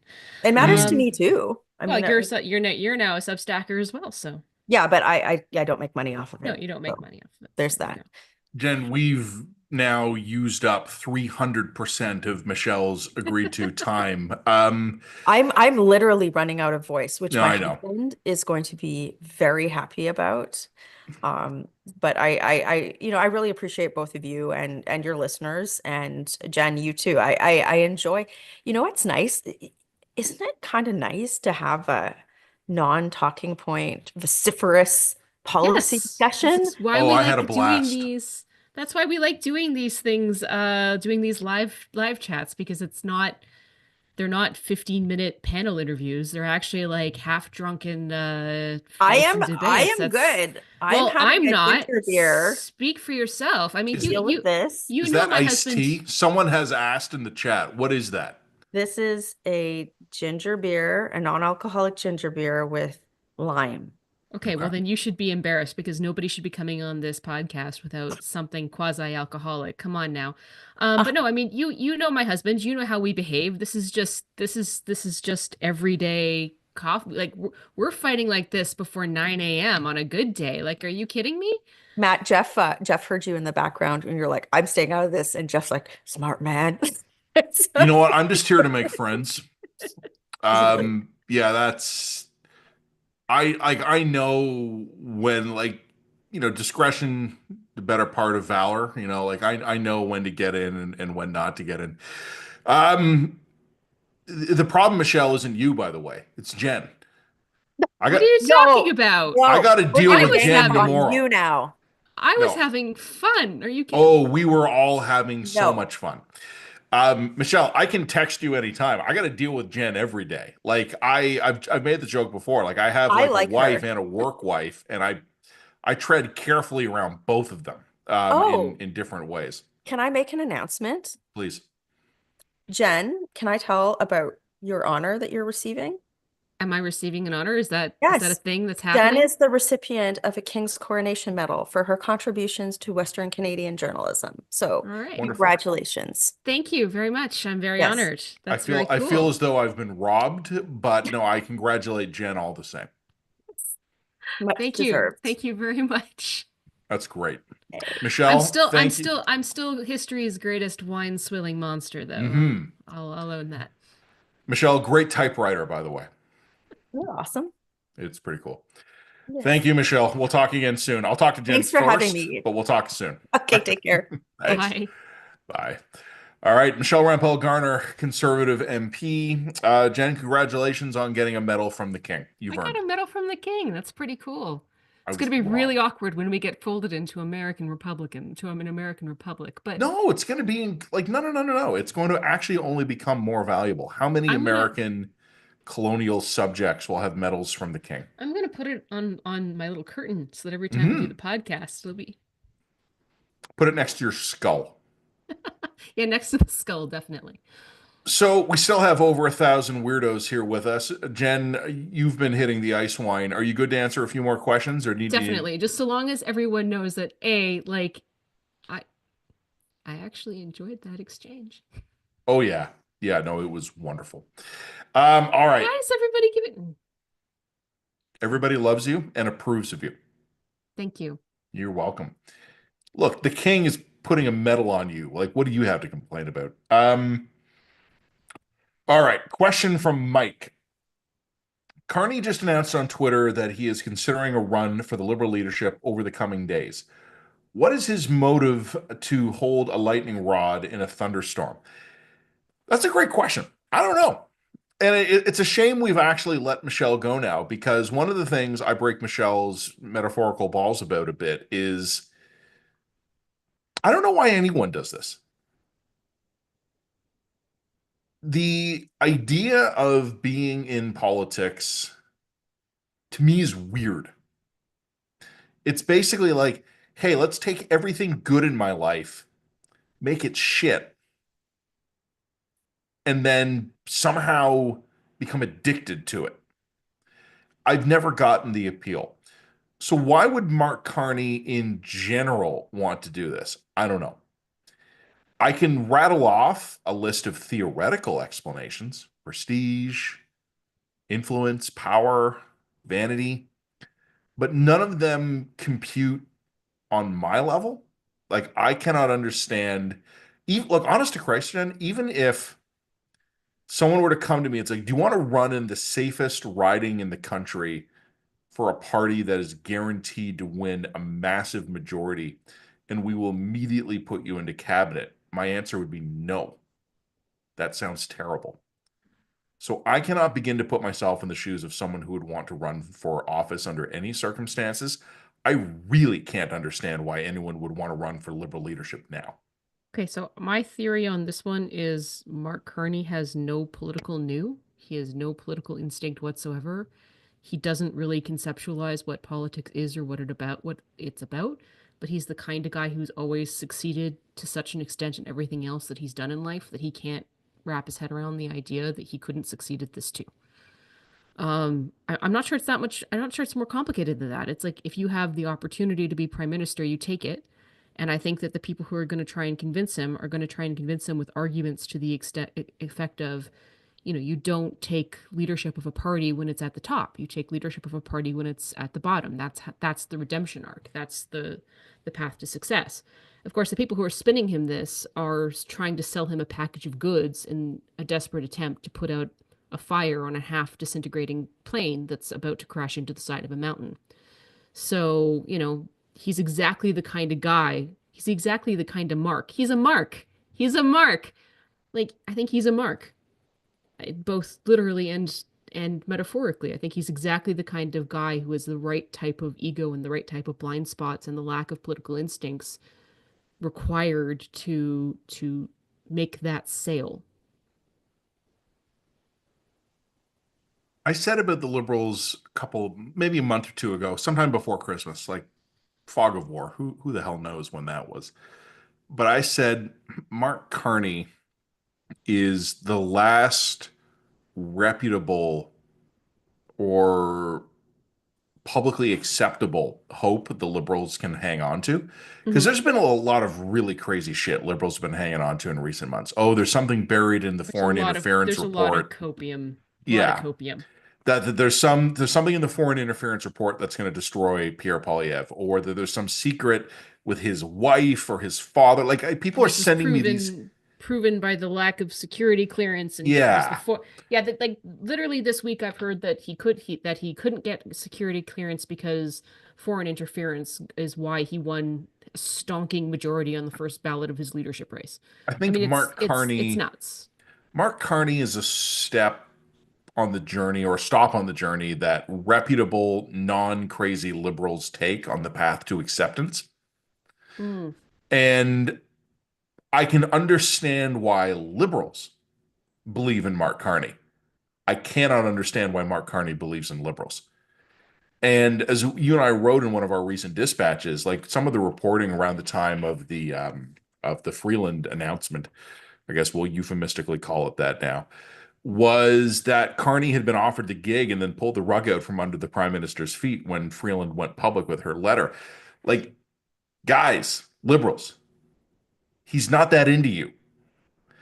You have rolled out the welcome mat for Mark Carney repeatedly in recent years, and he is just orbiting around the periphery. Like, he is a wallflower at the liberal dance, and he is not stepping up no matter how many times you play his favorite song.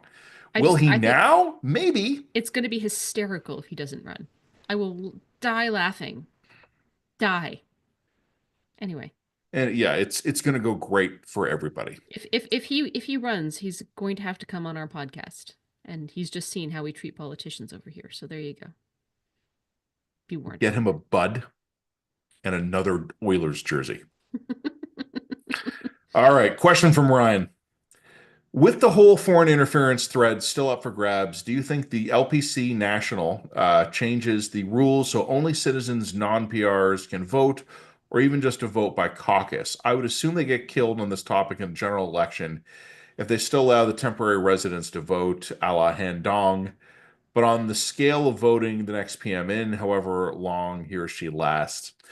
Ryan, I think you're guilty of the same thing I accused Jen of being guilty of earlier when she was explaining to Michelle why verb the noun is bad. I want to live in a country where the citizenry is passionately engaged on the integrity of our democratic institutions and the protection of our democracy. But I don't. And I never have. And I probably never will. So do I think the average voter is ever going to give one flying fuck about foreign interference? No. I wish I did, but I don't.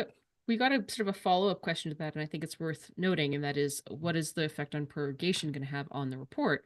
Nothing.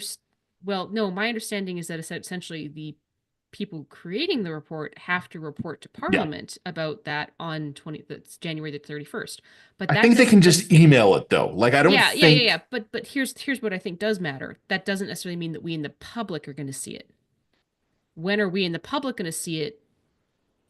Who knows? I mean, how many reports have we seen get buried for months and months and months?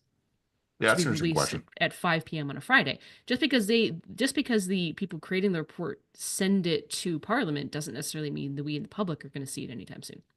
So I don't know. That's interesting. Yeah. So the report will be finished and submitted Yeah. on schedule, and the prorogation doesn't affect that.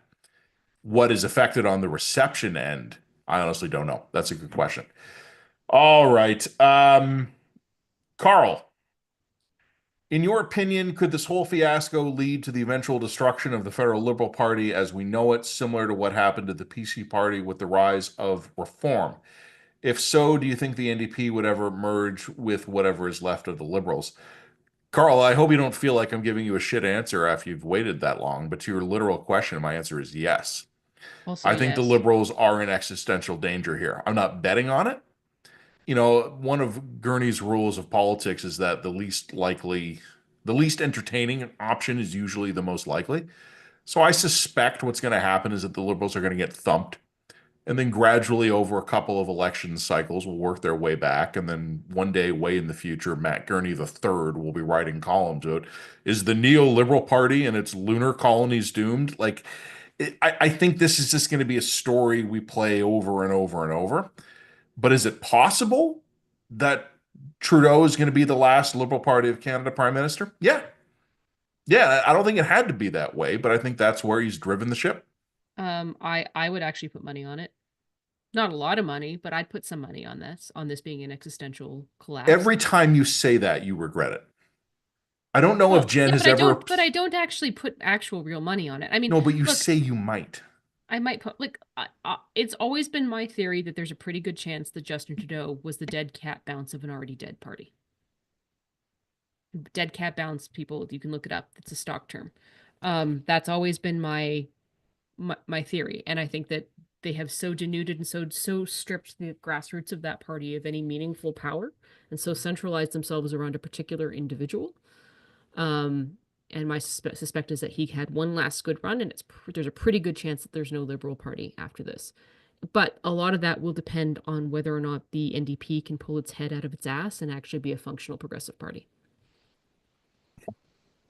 But there's a path there. There's a path there. Now, if the NDP continues to be useless, that will the Liberals will have an opportunity to continue to grow on and live on. But if the NDP dumps Singh and actually starts getting ruthless enough to function for power and play for power, I'm not sure that the Liberals have much of a chance. I mean, look at the demographic breakdowns of the Liberals and their supporters. They're old. 55 plus women. It's I think it's even 65 now. Right? That is not a no growth among youngs. None. Their growth among young people has just totally collapsed. There's nobody under the age. There's nobody who's not a boomer who's interested in these people anymore. We talked with John Wright about this a little bit over an hour ago now, but kind of like what I call kind of the bonkersification of Canadian politics. Look at what young voters are saying on polls these days, and whoa. Yeah. 5-10 years younger than us. Two-party system. We got a two-party system emerging. And like will the Liberals manage to revive their brand with my children is the question. Because that's who they're going to need to connect with. My children are 5 and 8. And wonderful. Barbara asks. Okay, sorry, we've already covered that question. That was a prorogation and a question. Drew asks, which leadership candidate type gives the Liberals the best chance of improving their seat count? A current cabinet member or an outsider or a non-caucus member? That's an interesting one. So, yeah, that's actually a great question, Drew. A while ago, I don't remember if it was in a dispatch or one of our podcasts, Jen, but I had made the suggestion that the Liberals need to kind of start switching to their abort modes. It's like, okay, this shuttle ain't reaching orbit, but you might have time left to pick where you crash, and hopefully the astronauts all get to go home. One of the things I had suggested was going either all in on the GTA or Montreal. And I wasn't even convinced they could do both at the same time. But one of the things I had previously suggested is go with, and just hypothetically here, go with a Melanie Joly or a Francois Philippe Champagne, and basically go, the Liberal Party of Canada's last redoubt is Montreal. And we want to win 25 or 30 seats in that area. And that's where we'll rebuild the party. Or you go with an Anita Anand and you go, hey, we're going to win 20 to 30 seats in Greater Toronto. And that's going to be where we rebuild from. But the problem is, and this is kind of the theme we've touched on so many times over the Line Live tonight, Jen. They've waited so long. Like, have you looked at a projected map Yeah. of the city of Toronto recently? Like, just the 416? It's fucking blue. Yeah. There's nothing left. There is no natural readout of last resort for the Liberals under this polling scenario. There just isn't. We made fun of Mark Carney a lot tonight, and I don't think that that's unjustified. But he might actually be the best hope that the Liberals have, because they might be able to build or maintain some semblance of a brand around steady at the till economic competency that might appeal to some lingering boomer era red Tory types. Like, they might be able to maintain party status with that kind of a leader. So I could see that.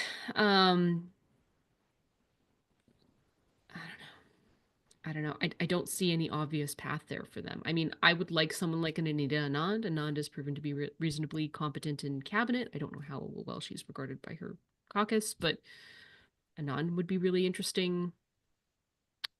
Carney might be able to save some furniture in the GTA, potentially. I think if you give the helm of the party to Jolie, that's a disaster. And I think someone like Champagne or LeBlanc just doesn't have the name recognition and doesn't have the time to build the name recognition. I agree. And this is So one of the things you and I have slim spoken. pickings. Yeah. Yeah, we've spoken so much about this. They've waited so long. I remember saying months ago, many, many months ago, to a friend, a liberal friend, that they probably could no longer win, but they probably had a choice of how they could lose. Mm-hmm. And if the Liberals, who at right now, I don't remember the exact number, they got 150 some odd seats. If they lose the next election, but they've got 75 to 90 seats left, you can rebuild around that. With a caucus of 75 to 90 MPs, you're going to have some natural talent. Mm-hmm. You're going to have some leaders emerge. You're going to have some people who, if only by the law of averages in that group, are going to be good at fundraising. You're going to have some geographic distribution.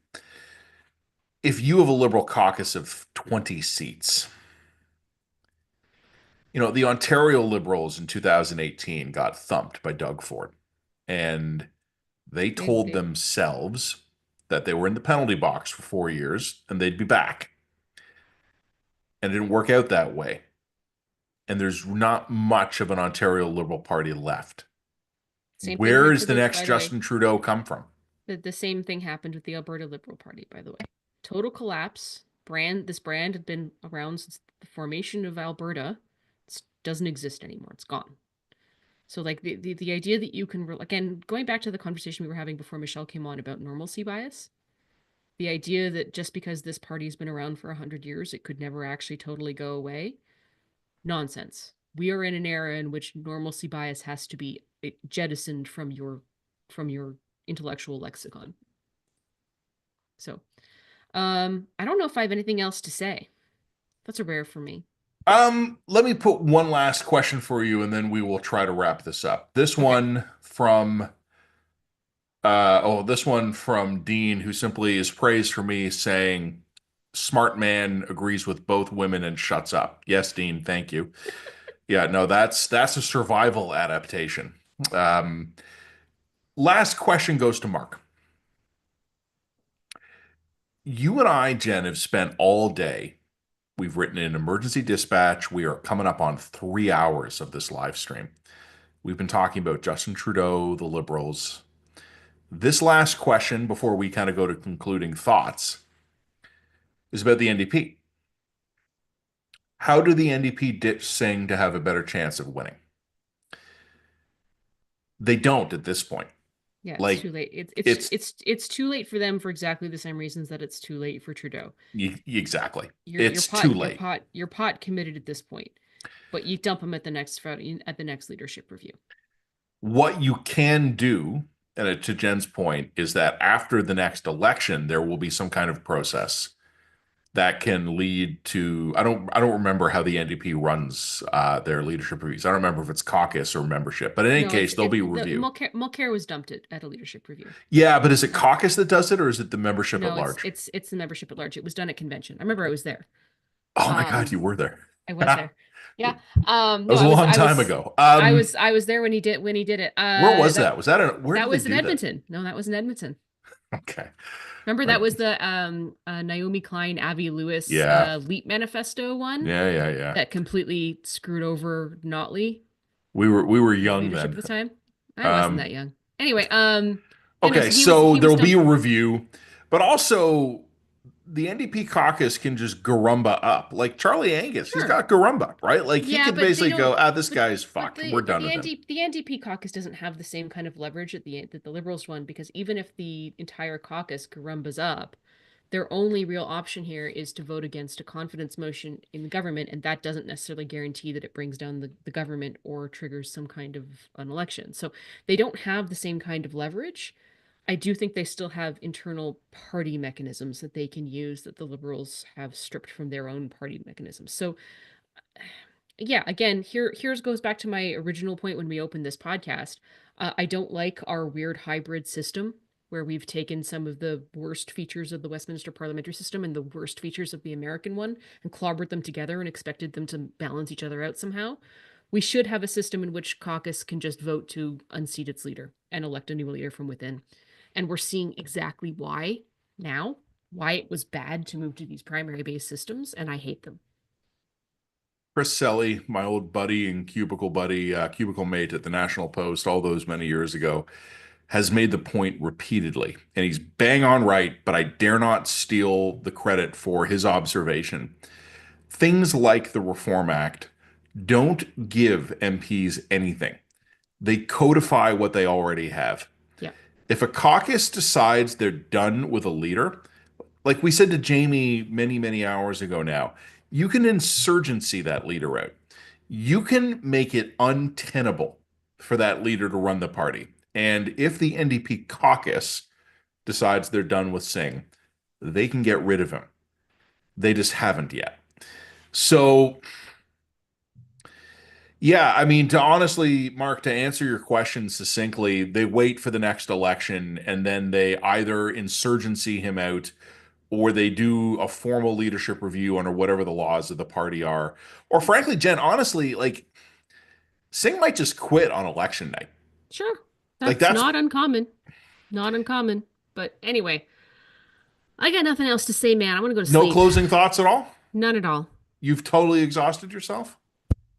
Yeah. Is it the alcohol or just the despair? It's the alcohol. Okay. And also it's high sugar alcohol. Michelle's not wrong about that. I should be knowing better than to get drunk on basic bitch stuff like ice wine, but I do like it every once in a while. Is it like drinking like rums and Coke? Like it's No, like it's the like sugar. it's like drinking honey, like alcoholic honey. It's great because I love sugar. But it's not good for me. And you can have really one glass of it and then it's too much. All right, Jen, indulge me a brief closing comment then, Okay. and then I'll say a few thank yous. All right. My brief closing comment, Jen, and it's funny. I want to break the fourth wall here a little bit. Looking at the clock, the counter now. We still got 900 people here. You are putty in my Wow. hands. I love you. That's so You are at my great. mercy for the next few Aw. minutes. And now I'm wondering if everybody just logs off as soon as I said that. But for the 900 remaining people, plus the weirdly thousands who will watch this later, I want to break the fourth wall just for a second. And I want to tell you a little bit about what Jen and I were talking about today. So all of this was breaking. My errand day was ruined. And Jen and I were talking about this. One of the things that kind of occurred to me, talking, Jen, with you earlier today, was that you were angry and I was sad. You were fucking lit up about like Trudeau dragging the country through months of bullshit leadership drama instead of actually just getting to the point, calling an election, which you and I agree he should have done. That is, I think, politically the right thing to do. I think it's morally the right thing to do, but it's not what he did. I am just so goddamn sad to see my country reduced to this. It is embarrassing. It is upsetting. I feel bad for the prime minister and his family. I feel bad for everybody who works for him. I feel bad for everyone in the government. I feel bad for 40 million of my closest buddies in this country. None of us look good right now. And that was where I started today. You were angry. I was sad. I began to get angry as the day went on. I got you worked up, didn't I? I knew I was gonna. I don't normally work that way. I don't normally respond to the emotions of others. I'm missing that chromosome. But the more I thought about what the prime minister announced today, the angrier I got. Because you can't stop a hurricane or an act of God or an act of nature, right? And I actually think there's a case to make. And none of our 906 remaining listeners right now are going to buy this case. If you care enough about politics to still be here at the 3 hour mark, you believe in politics as being an intellectual top-down thing. A big part of me, Jen, actually believes that politics is all just like spirits and forces and vibes. And that what's happening to Justin Trudeau now has absolutely nothing to do with Justin Trudeau, has nothing to do with the Liberals, has nothing to do with Parliament, has everything to do with the fact that Dude X has been Prime Minister for almost 10 years. And it's time. It's just like a cyclical view of politics, right? And I think if you take the cyclical view of politics, you can look at what's happening to Justin Trudeau and you go, he's just due. Let's even go with that for a minute. Let's just say that this is a completely cyclical thing. What the prime minister can't control is the fact that after 10 years, he's unpopular. What he can control is to have some kind of plan for the country in place, whether it's at a national level or a government level or a Liberal Party level. A succession plan, a contingency plan, almost, to borrow a term from the Cold War, a continuity of government plan. Justin Trudeau, as a man, has refused in recent years to read the writing on the wall. His supporters / enablers in the PMO have not forced him to, including by resigning in public if necessary. His cabinet and his caucus have indulged him in this. And I want to just remind Jen and all the listeners here, Krista Freeland showed us, 3 weeks ago, what one mean fucking tweet can do. She tweeted a letter and she ended his political career. So do not tell me that the Liberal caucus or cabinet or PMO could not have stopped this. None of them did. Justin Trudeau was not mature enough to see the writing on the wall and react accordingly. None of the people around him were mature enough to make him. And my country is fucked right now because of it. And I didn't start the day being pissed off, but I'm ending it pissed off. And I love everybody who's stuck around until now. I love Jen. I love Michelle. I love Jamie. I love John. I am filled to the brim with fucking love. But I'm also angry because my country deserved better than this. So I started the day angry, but then I wrote my column and now I feel better. That's what columns do. That's what columns do. They're emotional therapy. Do you want to know why I was never sad? You don't feel sadness. That's especially for other humans, other carbon-based units. A limited emotional range. It serves me pretty well.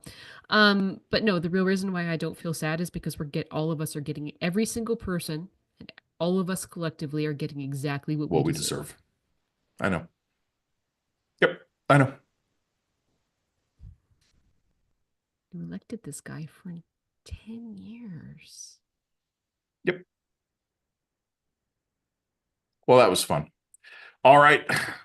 That's our closing remarks. We want to thank all of you for sticking around with us now for more than 3 hours.